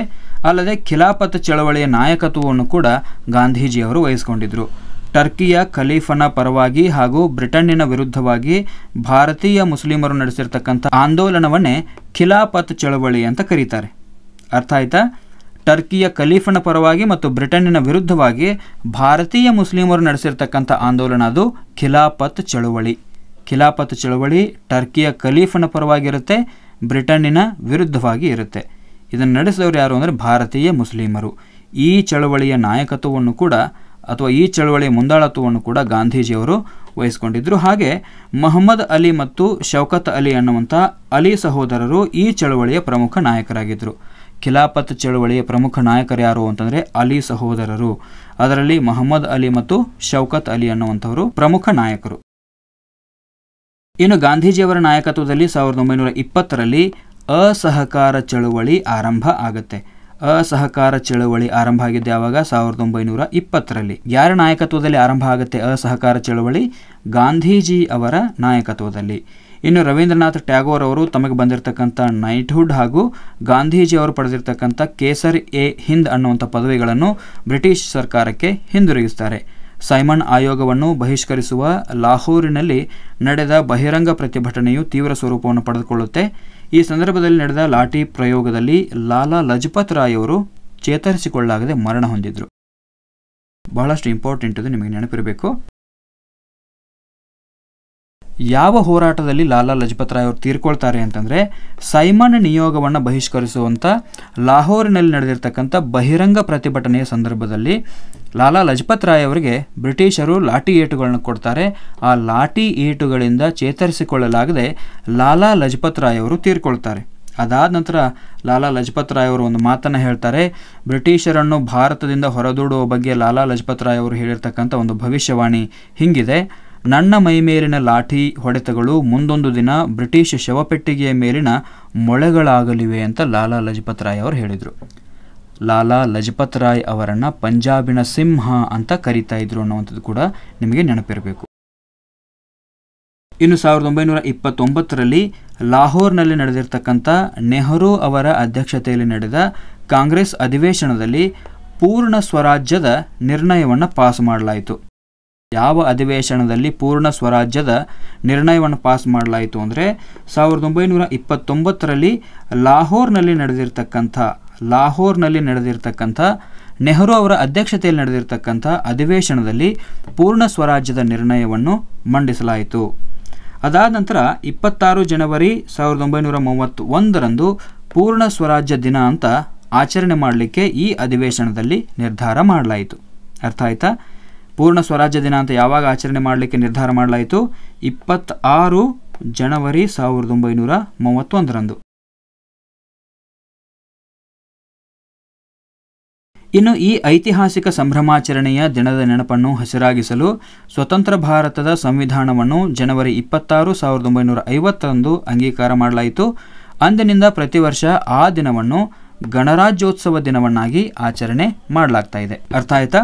ಇನ್ನು ನಾಗರಿಕ ಕಾನೂನು ಭಂಗ ಚಳವಳಿಯನ್ನು 12 ಮಾರ್ಚ್ 1931ರಂದು ಗಾಂಧೀಜಿಯವರು ಪ್ರಸಿದ್ಧ ದಂಡಿ ಯಾತ್ರೆಯೊಂದಿಗೆ ಆರಂಭ ಮಾಡಿದರು. ಇದೇ ವೇಳೆ ಭಾರತದಲ್ಲಿ ಗಡಿನಾಡ ಗಾಂಧಿ, ಯಾರು ಗಡಿನಾಡ ಗಾಂಧಿ ಅಂದರೆ ಖಾನ್ ಅಬ್ದುಲ್ ಗಫಾರ್ ಖಾನ್ ಅವರನ್ನು ಗಡಿನಾಡ ಗಾಂಧಿ ಅಂತ ಕರೆಯಲಾಗುತ್ತೆ. ಇವರು ಖುದಾಯಿ ಖದ್ಮತ್ಗಾರ್ ಅಂದರೆ ದೇವರ ಸೇವಕರು ಅನ್ನುವಂಥ ಸಂಘವನ್ನು ಸ್ಥಾಪನೆ ಮಾಡಿದರು. ಖುದಾಯಿ ಖದ್ಮತ್ಗಾರ್ ಅನ್ನುವಂಥ ಸಂಘವನ್ನು ಸ್ಥಾಪನೆ ಮಾಡಿದವರು ಯಾರು ಅಂದರೆ ಖಾನ್ ಅಬ್ದುಲ್ ಗಫಾರ್ ಖಾನ್. ಇವರನ್ನು ಗಡಿನಾಡ ಗಾಂಧಿ ಅಂತ ಕರೆಯಲಾಗುತ್ತೆ. ಖುದಾಯಿ ಖದ್ಮತ್ಗಾರ್ ಅಂತಂದರೆ ದೇವರ ಸೇವಕರು ಅನ್ನುವಂಥ ಸಂಘ. ಅರ್ಥ ಆಯ್ತಾ? ಇನ್ನು 1935ರಲ್ಲಿ ಬ್ರಿಟಿಷ್ ಸರ್ಕಾರ ಭಾರತೀಯರಿಗೆ ಸರ್ಕಾರದಲ್ಲಿ ರಾಜಕೀಯ ಮತ್ತು ಆಡಳಿತಾತ್ಮಕ ಸಹಭಾಗಿತ್ವವನ್ನು ಹೆಚ್ಚಿನ ಪ್ರಮಾಣದಲ್ಲಿ ಕಲ್ಪಿಸಿಕೊಡುವ ದೃಷ್ಟಿಯಿಂದ ಭಾರತ ಸರ್ಕಾರ ಕಾಯ್ದೆಯನ್ನು ಜಾರಿಗೆ ತರುತ್ತೆ. ಭಾರತ ಸರ್ಕಾರ ಕಾಯ್ದೆ ಜಾರಿಗೆ ಬಂದದ್ದು ಯಾವಾಗ? 1935ರಲ್ಲಿ. ಇದರ ಉದ್ದೇಶ ಏನಾಗಿತ್ತು? ಭಾರತೀಯರಿಗೆ ಸರ್ಕಾರದಲ್ಲಿ ರಾಜಕೀಯ ಮತ್ತು ಆಡಳಿತಾತ್ಮಕ ಸಹಭಾಗಿತ್ವವನ್ನು ಹೆಚ್ಚಿನ ಪ್ರಮಾಣದಲ್ಲಿ ಕಲ್ಪಿಸಿಕೊಡುವಂಥ ದೃಷ್ಟಿಯಿಂದ ಈ ಕಾಯ್ದೆಯನ್ನು ಬ್ರಿಟಿಷ್ ಸರ್ಕಾರ ಜಾರಿಗೆ ತರುತ್ತೆ. ಇನ್ನು ಕ್ರಿಪ್ಸ್ ಆಯೋಗದ ವೈಫಲ್ಯವು ಭಾರತೀಯರನ್ನು ಕೆರಳಿಸುತ್ತೆ. ಗಾಂಧೀಜಿಯವರು 1942 ಆಗಸ್ಟ್ 8ರಂದು ಮುಂಬೈನಲ್ಲಿ ಕಾಂಗ್ರೆಸ್ಸಿನ ಸಭೆಯನ್ನು ಕರೀತಾರೆ. ಈ ಅಧಿವೇಶನದಲ್ಲಿ ಪ್ರಸಿದ್ಧವಾಗಿರ್ತಕ್ಕಂಥ ಭಾರತ ಬಿಟ್ಟು ತೊಲಗಿ ಅನ್ನುವಂಥ ನಿರ್ಣಯವನ್ನು ಅಂಗೀಕಾರ ಮಾಡ್ತಾರೆ. ಜೊತೆಗೆ ಭಾರತೀಯರಿಗೆ ಮಾಡು ಇಲ್ಲವೇ ಮಡಿ, ಕರೋ ಯಾ ಮರೋ ಅಥವಾ ಡೂ ಆರ್ ಡೈ ಅನ್ನುವಂಥ ಘೋಷಣೆಯನ್ನು ನೀಡ್ತಾರೆ. ಯಾವಾಗ? 1942 ಆಗಸ್ಟ್ 8ರಂದು ಮುಂಬೈನಲ್ಲಿ ಕಾಂಗ್ರೆಸ್ಸಿನ ಸಭೆಯನ್ನು ಕರೆದು ಗಾಂಧೀಜಿಯವರು ಪ್ರಸಿದ್ಧವಾಗಿರ್ತಕ್ಕಂಥ ಹೇಳಿಕೆಯನ್ನು ನೀಡ್ತಾರೆ. ಭಾರತ ಬಿಟ್ಟು ತೊಲಗಿ ಅಂತ ಹೇಳ್ತಾರೆ. ಜೊತೆಗೆ ಭಾರತೀಯರಿಗೆ ಮಾಡು ಇಲ್ಲವೇ ಮಡಿ ಅನ್ನುವಂಥ ಘೋಷಣೆಯನ್ನು ನೀಡ್ತಾರೆ. ಇನ್ನು ಉತ್ತರ ಪ್ರದೇಶದ ಬಲಿಯಾ, ಬಂಗಾಳದ ತಾಮ್ಲಕ್ ಮತ್ತು ಮುಂಬೈನ ಅಧಿಪತ್ಯದ ಸತಾರಾ ಸೇರಿದಂತೆ ದೇಶದ ಹಲವು ಕಡೆಗಳಲ್ಲಿ ಕ್ರಾಂತಿಕಾರಿಗಳು ಪರ್ಯಾಯ ಸರ್ಕಾರಗಳನ್ನು ಸ್ಥಾಪನೆ ಮಾಡಿದರು. ಇದೇ ವೇಳೆಗೆ ಕರ್ನಾಟಕದ ಶಿವಮೊಗ್ಗ ಜಿಲ್ಲೆಯ ಈಸೂರು ಗ್ರಾಮ ಮೊಟ್ಟ ಮೊದಲ ಬಾರಿಗೆ ಸ್ವಾತಂತ್ರ್ಯವನ್ನು ಘೋಷಿಸಿಕೊಳ್ಳುತ್ತೆ. ಅರ್ಥ ಆಯ್ತಾ? ಕರ್ನಾಟಕದಲ್ಲಿ ಮೊಟ್ಟ ಮೊದಲ ಬಾರಿಗೆ ಸ್ವಾತಂತ್ರ್ಯ ಘೋಷಿಸಿಕೊಂಡ ಸ್ಥಳ ಯಾವುದು ಅಂತಂದರೆ ಶಿವಮೊಗ್ಗ ಜಿಲ್ಲೆಯ ಈಸೂರು ಗ್ರಾಮ. ಇದು ನಿಮಗೆ ನೆನಪಿರಬೇಕು. ಇನ್ನು ಐನ್ಸ್ಟೀನ್ ಅವರು ಗಾಂಧೀಜಿಯ ಬಗ್ಗೆ ಒಂದು ಅನಿಸಿಕೆಯನ್ನು ಹೇಳ್ತಾರೆ. ಅದೇನು ಅಂತಂದರೆ, ಮುಂದಿನ ಪೀಳಿಗೆಗಳು ರಕ್ತ ಮಾಂಸಗಳಿಂದ ಕೂಡಿದ ಇಂತಹ ಒಬ್ಬ ವ್ಯಕ್ತಿ ಈ ಭೂಮಿಯ ಮೇಲೆ ನಡೆದಾಡಿದ್ದರು ಎಂಬುದನ್ನು ನಂಬಲು ಕಷ್ಟಪಡುತ್ತಾರೆ. ನೋಡಿ, ಗಾಂಧೀಜಿಯ ಬಗ್ಗೆ ಐನ್ಸ್ಟೀನ್ ಅವರು ಏನು ಹೇಳ್ತಾರೆ ಅಂತಂದರೆ, ಮುಂದಿನ ಪೀಳಿಗೆಗಳು ರಕ್ತ ಮಾಂಸಗಳಿಂದ ಕೂಡಿರ್ತಕ್ಕಂಥ ಇಂಥ ಒಬ್ಬ ವ್ಯಕ್ತಿ ಭೂಮಿ ಮೇಲೆ ನಡೆದಾಡಿದ್ದ ಅನ್ನುವಂಥದ್ದನ್ನು ನಂಬಲಿಕ್ಕೂ ಕೂಡ ಕಷ್ಟಪಡ್ತಾರೆ ಅಂತ ಹೇಳ್ತಾರೆ. ಇನ್ನು ಸಮಾಜವಾದಿಗಳು ಕಾಂಗ್ರೆಸ್ ಸೋಷಿಯಲಿಸ್ಟ್ ಪಕ್ಷವನ್ನು ಸ್ಥಾಪನೆ ಮಾಡಿಕೊಳ್ತಾರೆ. ಅದರ ಮಹಾ ಕಾರ್ಯದರ್ಶಿಯಾಗಿ ಜಯಪ್ರಕಾಶ್ ನಾರಾಯಣ್, ಆಚಾರ್ಯ ನರೇಂದ್ರ ದೇವ್ ಪಕ್ಷದ ಇನ್ನೊಬ್ಬ ಪ್ರಮುಖರಾಗಿ ಕಾರ್ಯವನ್ನು ನಿರ್ವಹಿಸ್ತಾರೆ. ಇನ್ನು ಜಯಪ್ರಕಾಶ್ ನಾರಾಯಣ್ ಅವರು 1902ರಲ್ಲಿ ಬಿಹಾರದಲ್ಲಿ ಜನಿಸ್ತಾರೆ. 1934ರಲ್ಲಿ ಕಾಂಗ್ರೆಸ್ ಸೋಷಿಯಲಿಸ್ಟ್ ಪಕ್ಷವನ್ನು ಇವರು ಸ್ಥಾಪಿಸಿದರು. ಕಾಂಗ್ರೆಸ್ ಸೋಷಿಯಲಿಸ್ಟ್ ಪಕ್ಷವನ್ನು ಸ್ಥಾಪಿಸಿದವರು ಯಾರು ಅಂತಂದರೆ ಜಯಪ್ರಕಾಶ್ ನಾರಾಯಣ್. ಇವರನ್ನು JP ಅಂತ ಕೂಡ ಕರೀತಾರೆ. ಯಾರನ್ನ? ಜಯಪ್ರಕಾಶ್ ನಾರಾಯಣ್ ಅವರನ್ನು JP ಅಂತ ಕೂಡ ಕರೀತಾರೆ. ಇನ್ನು ಸ್ವತಂತ್ರದ ನಂತರ ವಿನೋಬಾ ಭಾವೆ ಅವರ ಭೂದಾನ ಚಳುವಳಿಯಲ್ಲೂ ಕೂಡ ಜಯಪ್ರಕಾಶ್ ನಾರಾಯಣ್ ಅವರು ಗುರುತಿಸಿಕೊಳ್ತಾರೆ. 1974ರಲ್ಲಿ ಸಕ್ರಿಯ ರಾಜಕೀಯವನ್ನು ಪ್ರವೇಶಿಸಿದ್ದ ಜಯಪ್ರಕಾಶ್ ನಾರಾಯಣ್ ಅವರು ಸಂಪೂರ್ಣ ಕ್ರಾಂತಿ ಅನ್ನುವಂಥ ಒಂದು ಆಂದೋಲನವನ್ನು ಹುಟ್ಟುಹಾಕ್ತಾರೆ. ಸಂಪೂರ್ಣ ಕ್ರಾಂತಿ ಅನ್ನುವಂಥ ಆಂದೋಲನವನ್ನು ಹುಟ್ಟುಹಾಕಿದವರು ಯಾರು? ಜಯಪ್ರಕಾಶ್ ನಾರಾಯಣ್. JP ಅಂತ ಇವರನ್ನು ಕರೀತಾ ಇದ್ರು. ಜಯಪ್ರಕಾಶ್ ನಾರಾಯಣ್. ಜಯಪ್ರಕಾಶ್ ನಾರಾಯಣ್ ಅವರು ಏನು ಮಾಡ್ತಾರೆ ಅಂತಂದರೆ ಜಯಪ್ರಕಾಶ್ ನಾರಾಯಣ್ ಅವರು ಏನು ಮಾಡ್ತಾರೆ ಅಂದರೆ 1974ರಲ್ಲಿ ಸಕ್ರಿಯ ರಾಜಕೀಯವನ್ನು ಪ್ರವೇಶ ಮಾಡಿ ಸಂಪೂರ್ಣ ಕ್ರಾಂತಿ ಅನ್ನುವಂಥ ಆಂದೋಲನವನ್ನು ಹುಟ್ಟುಹಾಕ್ತಾರೆ. ಆಮೇಲೆ ಈ ಚಳವಳಿಯ ಪರಿಣಾಮವಾಗಿ 1977ರಲ್ಲಿ ಜನತಾ ಪಕ್ಷ ಅಧಿಕಾರಕ್ಕೆ ಬರುತ್ತೆ. ಜಯಪ್ರಕಾಶ್ ನಾರಾಯಣರನ್ನು ಜನರು ಪ್ರೀತಿಯಿಂದ ಲೋಕನಾಯಕ ಅಂತ ಕರೀತಾ ಇದ್ರು. ಇದು ನಿಮಗೆ ನೆನಪಿರಬೇಕು. ಲೋಕನಾಯಕ ಅಂತ ಯಾವ ನಾಯಕನನ್ನು ಕರೀತಾ ಇತ್ತು ಅಂತಂದರೆ ಜಯಪ್ರಕಾಶ್ ನಾರಾಯಣ್ ಅವರನ್ನು. ಇನ್ನು ಗಾಂಧೀಜಿ 1917ರಲ್ಲಿ ಚಂಪಾರಣ್ ಸತ್ಯಾಗ್ರಹವನ್ನು ಆರಂಭ ಮಾಡ್ತಾರೆ. ಚಂಪಾರಣ್ ಸತ್ಯಾಗ್ರಹ ಯಾವಾಗ ಆರಂಭ ಮಾಡಲಾಯಿತು ಅಂದರೆ 1917ರಲ್ಲಿ ಗಾಂಧೀಜಿ ಇದನ್ನು ಆರಂಭ ಮಾಡ್ತಾರೆ. ಇನ್ನು ಭಾರತದ ಕೊನೆಯ ಮತ್ತು 34ನೇ ವೈಸ್ರಾಯ್ ಆಗಿರ್ತಕ್ಕಂಥ ಲಾರ್ಡ್ ಮೌಂಟ್ ಬ್ಯಾಟನ್ ಅವರು ಭಾರತವನ್ನು ವಿಭಜನೆ ಮಾಡಿ ಅಧಿಕಾರವನ್ನು ಭಾರತೀಯರಿಗೆ ಹಸ್ತಾಂತರಿಸಲಾಗುವುದೆಂಬ ಐತಿಹಾಸಿಕ ನಿರ್ಣಯವನ್ನು ಘೋಷಣೆ ಮಾಡ್ತಾರೆ. 1947 ಆಗಸ್ಟ್ 14ರಂದು ಪಾಕಿಸ್ತಾನ ಭಾರತದಿಂದ ಪ್ರತ್ಯೇಕಗೊಳ್ಳುತ್ತೆ. 1947 ಆಗಸ್ಟ್ 15ರಂದು ಭಾರತ ಸ್ವತಂತ್ರ ಆಗುತ್ತೆ. ಜವಾಹರ್ಲಾಲ್ ನೆಹರು ಅವರು ಸ್ವತಂತ್ರ ಭಾರತದ ಮೊದಲ ಪ್ರಧಾನಮಂತ್ರಿ ಆದರು. ಇನ್ನು ಮೊಹಮ್ಮದ್ ಅಲಿ ಜಿನ್ನಾ ಅವರನ್ನು ಹಿಂದೂ ಮುಸ್ಲಿಂ ಏಕತೆಯ ರಾಯಭಾರಿ ಅಂತ ಮೊದಲು ಪರಿಗಣನೆ ಮಾಡಲಾಗಿತ್ತು. ಆದರೆ 1913ರಲ್ಲಿ ಮುಸ್ಲಿಂ ಲೀಗಿನ ಸದಸ್ಯರಾಗುವ ಮೂಲಕ ಮೊಹಮ್ಮದ್ ಅಲಿ ಜಿನ್ನಾ ಏನಾದರು ಅಂತಂದರೆ ಭಾರತ ಮುಸ್ಲಿಂ ಸಮುದಾಯದ ನಾಯಕರಾಗಿ ರೂಪುಗೊಳ್ಳತೊಡಗಿದರು. 1936ರ ನಂತರ ಮೊಹಮ್ಮದ್ ಅಲಿ ಜಿನ್ನಾ ಅವರು 2 ರಾಷ್ಟ್ರಗಳ ಸಿದ್ಧಾಂತದ ಪ್ರತಿಪಾದಕರಾದರು.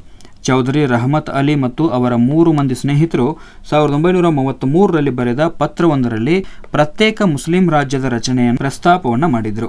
ಪಾಕಿಸ್ತಾನ ಹೇಗೆ ರಚನೆಯಾಗಿದೆ ಅಂತಂದರೆ ಪಂಜಾಬ್, ಅಫ್ಘಾನ್, ಕಾಶ್ಮೀರ, ಸಿಂಧ್ ಮತ್ತು ಬಲೂಚಿಸ್ತಾನ್ ಅನ್ನುವಂಥ ಪ್ರಾಂತ್ಯಗಳ ಹೆಸರಿನ ಮೊದಲ ಇಂಗ್ಲಿಷ್ ಅಕ್ಷರಗಳನ್ನು ಬಳಕೆ ಮಾಡಿಕೊಂಡು ಪಾಕಿಸ್ತಾನ ಎಂದು ಕರೆಯಲಾಗಿದೆ.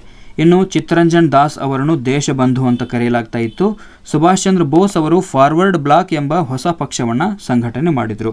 ಸುಭಾಷ್ ಚಂದ್ರ ಬೋಸ್ ಅವರು ಮೋಹನ್ ಸಿಂಗ್ ನೇತೃತ್ವದಲ್ಲಿ ಭಾರತೀಯ ರಾಷ್ಟ್ರೀಯ ಸೇನೆ ಇಂಡಿಯನ್ ನ್ಯಾಷನಲ್ ಆರ್ಮಿ ಅಥವಾ INA ಅಥವಾ ಇದನ್ನು ಆಜಾದ್ ಹಿಂದ್ ಫೌಜ್ ಅನ್ನುವಂಥ ಹೆಸರಿನಿಂದ ಸಂಘಟಿತರಾಗಿದ್ದರು. 1943ರಲ್ಲಿ ಸುಭಾಷ್ ಚಂದ್ರರು ಸಿಂಗಾಪುರಕ್ಕೆ ಬಂದು INAಯ ನಾಯಕತ್ವವನ್ನು ವಹಿಸಿಕೊಳ್ತಾರೆ. ಸುಭಾಷ್ ಚಂದ್ರ ಬೋಸ್ ಅವರನ್ನು ನೇತಾಜಿ ಅಂತ ಕರೆಯಲಾಗ್ತಾ ಇತ್ತು. ನೇತಾಜಿ ಅವರು ಸಿಂಗಾಪುರದಲ್ಲಿ ಸ್ವತಂತ್ರ ಭಾರತದ ಹಂಗಾಮಿ ಸರ್ಕಾರವನ್ನು ಸ್ಥಾಪನೆ ಮಾಡಿದರು. ನೀವು ನನಗೆ ರಕ್ತವನ್ನು ನೀಡಿದರೆ ನಾನು ನಿಮಗೆ ಸ್ವಾತಂತ್ರ್ಯವನ್ನು ನೀಡುತ್ತೇನೆ ಅನ್ನುವಂಥದ್ದು ನೇತಾಜಿ ಸುಭಾಷ್ ಚಂದ್ರ ಬೋಸ್ ಅವರ ಪ್ರಸಿದ್ಧವಾಗಿರ್ತಕ್ಕಂಥ ಹೇಳಿಕೆಯಾಗಿತ್ತು. ನೇತಾಜಿ ಸುಭಾಷ್ ಚಂದ್ರ ಬೋಸ್ ಅವರ ಪ್ರಸಿದ್ಧ ಹೇಳಿಕೆ ಯಾವುದು? ನೀವು ನನಗೆ ರಕ್ತ ನೀಡಿದರೆ ನಾನು ನಿಮಗೆ ಸ್ವಾತಂತ್ರ್ಯವನ್ನು ನೀಡ್ತೀನಿ ಅನ್ನುವಂಥದ್ದು. ಇನ್ನು ಲಂಡನ್ನಿನಲ್ಲಿ ನಡೆದ 3 ದುಂಡು ಮೇಜಿನ ಸಮ್ಮೇಳನಗಳಲ್ಲಿ ಭಾಗವಹಿಸಿದ್ದವರು ಡಾಕ್ಟರ್ BR ಅಂಬೇಡ್ಕರ್ ಅವರು. ಅಂಬೇಡ್ಕರ್ ಅವರು ಸ್ವತಂತ್ರ ಭಾರತದ ಮೊದಲ ಕಾನೂನು ಮಂತ್ರಿಯಾಗಿದ್ದರು. 1990ರಲ್ಲಿ ಡಾಕ್ಟರ್ BR ಅಂಬೇಡ್ಕರ್ ಅವರಿಗೆ ಮರಣೋತ್ತರವಾಗಿ ಭಾರತ ರತ್ನ ಪ್ರಶಸ್ತಿಯನ್ನು ನೀಡಲಾಗಿದೆ. ಭಾರತ ರತ್ನ ಪ್ರಶಸ್ತಿಯನ್ನು ಡಾಕ್ಟರ್ BR ಅಂಬೇಡ್ಕರ್ ಅವರಿಗೆ ಮರಣೋತ್ತರವಾಗಿ 1990ರಲ್ಲಿ ನೀಡಲಾಗಿದೆ. ಇನ್ನು ಅಂಬೇಡ್ಕರ್ ಅವರು ಅಸ್ಪೃಶ್ಯರ ಪ್ರಗತಿಗಾಗಿ ಮೂಕನಾಯಕ ಮತ್ತು ಬಹಿಷ್ಕೃತ ಭಾರತ ಅನ್ನುವಂಥ ಪತ್ರಿಕೆಗಳ ಸಂಪಾದಕರಾಗಿದ್ದರು. ಬಹಿಷ್ಕೃತ ಹಿತಕಾರಿಣಿ ಸಭಾ ಅನ್ನುವಂಥದ್ದು ಅಂಬೇಡ್ಕರ್ ಅವರು ಸ್ಥಾಪಿಸಿರ್ತಕ್ಕಂಥ ಒಂದು ಸಂಘಟನೆ. ಯಾವುದು? ಬಹಿಷ್ಕೃತ ಹಿತಕಾರಿಣಿ ಅನ್ನುವಂಥದ್ದು. ಇದಿಷ್ಟು 16ನೇ ಅಧ್ಯಾಯಕ್ಕೆ ಸಂಬಂಧಪಟ್ಟಂಗೆ. ಇನ್ನು ನೇರವಾಗಿ 17ನೇ ಅಧ್ಯಾಯಕ್ಕೆ ಹೋಗೋಣ. ಕರ್ನಾಟಕದ ಏಕೀಕರಣ ಮತ್ತು ಗಡಿ ವಿವಾದಗಳು. ಕವಿರಾಜ ಮಾರ್ಗ ಕೃತಿಯಲ್ಲಿ ಕನ್ನಡ ನಾಡು ಕಾವೇರಿಯಿಂದ ಗೋದಾವರಿಯವರೆಗೆ ಇತ್ತು ಅಂತ ವರ್ಣನೆ ಮಾಡಲಾಗಿದೆ. ಎಲ್ಲಿಂದ ಎಲ್ಲಿಯ ತನಕ? ಕನ್ನಡ ನಾಡು ಕಾವೇರಿಯಿಂದ ಗೋದಾವರಿಯವರೆಗೆ ಇತ್ತು ಅಂತ ಕವಿರಾಜ ಮಾರ್ಗದಲ್ಲಿ ಹೇಳಲಾಗಿದೆ. ರಾಹ ದೇಶಪಾಂಡೆಯವರ ಅಧ್ಯಕ್ಷತೆಯಲ್ಲಿ 1890ರಲ್ಲಿ ಆರಂಭವಾಗಿರುವಂಥ ಕರ್ನಾಟಕ ವಿದ್ಯಾವರ್ಧಕ ಸಂಘ. ಇದು ಕರ್ನಾಟಕ ಏಕೀಕರಣದ ಕಲ್ಪನೆಗೆ ಸಾಂಸ್ಥಿಕ ರೂಪವನ್ನು ನೀಡುತ್ತೆ. ಯಾವುದು? ಕರ್ನಾಟಕ ವಿದ್ಯಾವರ್ಧಕ ಸಂಘ. ಈ ಸಂಘವನ್ನು ಸ್ಥಾಪನೆ ಮಾಡಿದವರು ರಾಹ ದೇಶಪಾಂಡೆ 1890ರಲ್ಲಿ. ಇನ್ನು ಕನ್ನಡ ಸಾಹಿತ್ಯ ಪರಿಷತ್ತು 1915ರಲ್ಲಿ ಆರಂಭ ಆಗುತ್ತೆ. 1924ರಲ್ಲಿ ನಡೆದ ಬೆಳಗಾವಿ ಕಾಂಗ್ರೆಸ್ ಅಧಿವೇಶನದ ಅಧ್ಯಕ್ಷತೆಯನ್ನು ಗಾಂಧೀಜಿಯವರು ವಹಿಸಿಕೊಂಡಿದ್ದರು. ಈ ಅಧಿವೇಶನದಲ್ಲಿ ಹುಯಿಲಗೋಳ ನಾರಾಯಣರಾವ್ ಅವರು ಉದಯವಾಗಲಿ ನಮ್ಮ ಚೆಲುವ ಕನ್ನಡ ನಾಡು ಅನ್ನುವಂಥ ಸ್ವಾಗತ ಗೀತೆಯನ್ನು ಹಾಡುವ ಮೂಲಕ ಏಕೀಕರಣ ಚಳವಳಿಗೆ ವಿದ್ಯುತ್ ಸಂಚಲನವನ್ನು ತಂದುಕೊಡ್ತಾರೆ. ಯಾರು? ಹುಯಿಲಗೋಳ ನಾರಾಯಣರಾವ್ ಉದಯವಾಗಲಿ ನಮ್ಮ ಚೆಲುವ ಕನ್ನಡ ನಾಡು ಅನ್ನುವಂಥ ಸ್ವಾಗತ ಗೀತೆಯನ್ನು 1924ರ ಕಾಂಗ್ರೆಸ್ ಅಧಿವೇಶನದಲ್ಲಿ ಹಾಡ್ತಾರೆ. ಇನ್ನು ಕರ್ನಾಟಕದ ನಾಡು ನುಡಿ ಸಂಸ್ಕೃತಿಗಳ ಸಂವರ್ಧನೆಗಾಗಿ ಶ್ರಮಿಸಿದ ಹಿರಿಯರೆಂದರೆ ಆಲೂರು ವೆಂಕಟರಾಯರು. ಹೈದರಾಬಾದಿನ ಕನ್ನಡಿಗರು ಆಲೂರು ವೆಂಕಟರಾಯರಿಗೆ 1941ರಲ್ಲಿ ಸನ್ಮಾನ ಮಾಡಿ ಕರ್ನಾಟಕ ಕುಲಪುರೋಹಿತ ಅನ್ನುವಂಥ ಬಿರುದನ್ನು ನೀಡ್ತಾರೆ. ಯಾರಿಗೆ? ಆಲೂರು ವೆಂಕಟರಾಯರಿಗೆ. ಆಲೂರು ವೆಂಕಟರಾಯರಿಗೆ 1941ರಲ್ಲಿ ಯಾರು ಕರ್ನಾಟಕ ಕುಲಪುರೋಹಿತ ಅನ್ನುವಂಥ ಬಿರುದನ್ನು ನೀಡ್ತಾರೆ ಅಂದರೆ ಹೈದರಾಬಾದಿನ ಕನ್ನಡಿಗರು. ಅರ್ಥ ಆಯ್ತಾ? ಹೈದರಾಬಾದಿನ ಕನ್ನಡಿಗರು ಆಲೂರು ವೆಂಕಟರಾಯರಿಗೆ ಕರ್ನಾಟಕ ಕುಲಪುರೋಹಿತ ಅನ್ನುವಂಥ ಬಿರುದನ್ನು ನೀಡ್ತಾರೆ. ಇನ್ನು ಕರ್ನಾಟಕದ ಗತವೈಭವ ಅನ್ನುವಂಥದ್ದು ಆಲೂರು ವೆಂಕಟರಾಯರು ಬರೆದಿರ್ತಕ್ಕಂಥ ಪುಸ್ತಕ.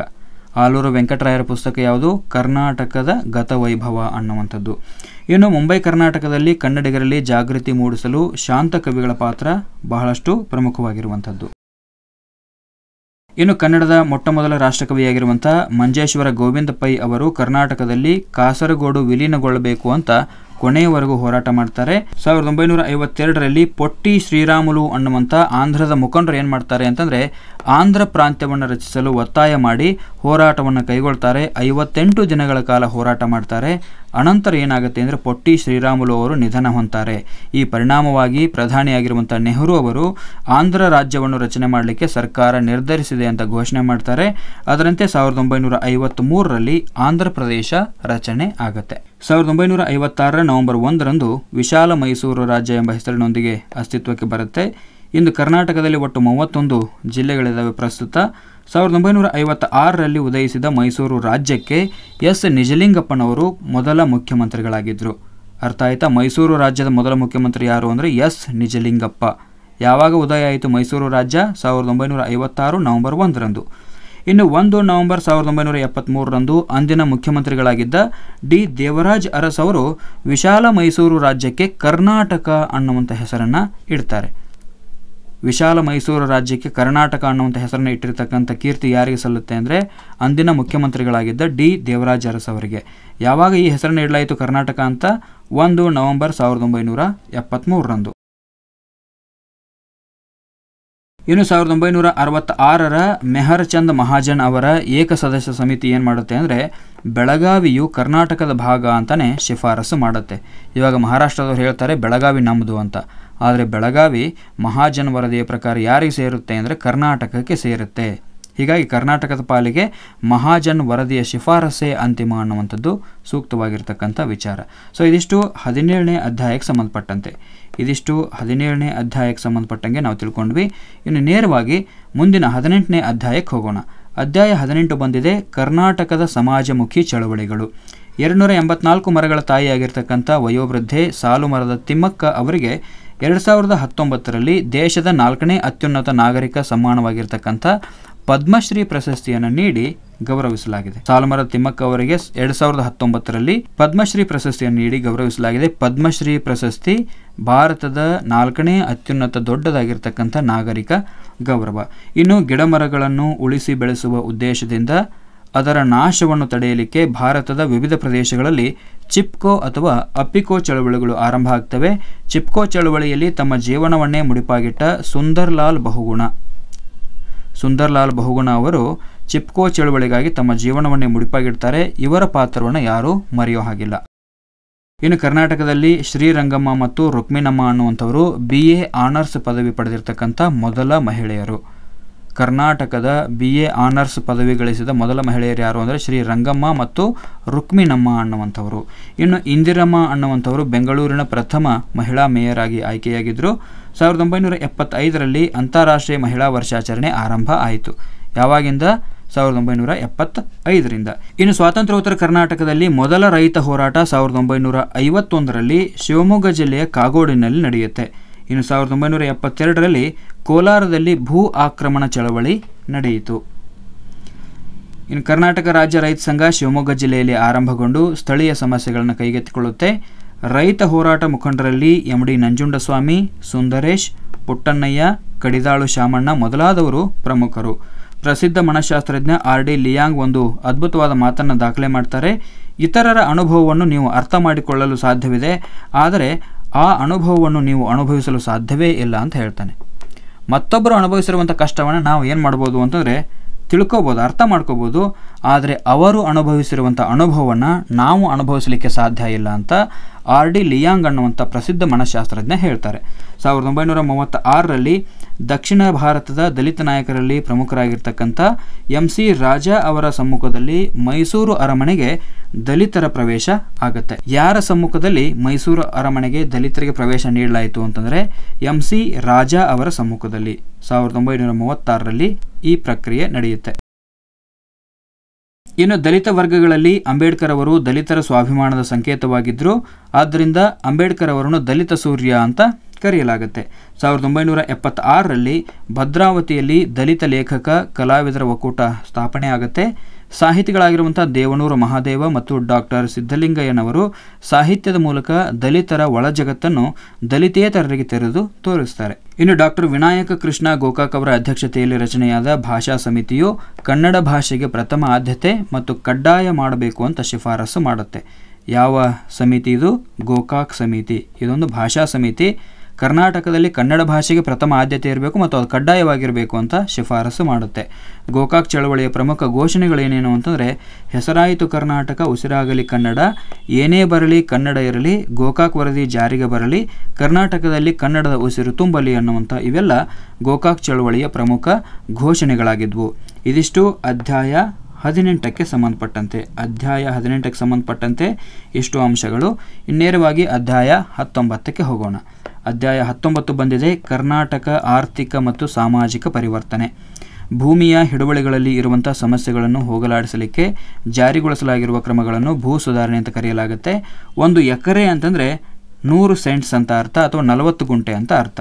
1974ರಲ್ಲಿ ಮುಖ್ಯಮಂತ್ರಿ ಡಿ ದೇವರಾಜ್ ಅರಸ್ ಅವರು ಭೂ ಹಿಡುವಳಿ ಬಗ್ಗೆ ಕ್ರಾಂತಿಕಾರಕ ಕಾನೂನನ್ನು ಕರ್ನಾಟಕದಲ್ಲಿ ಜಾರಿಗೊಳಿಸ್ತಾರೆ.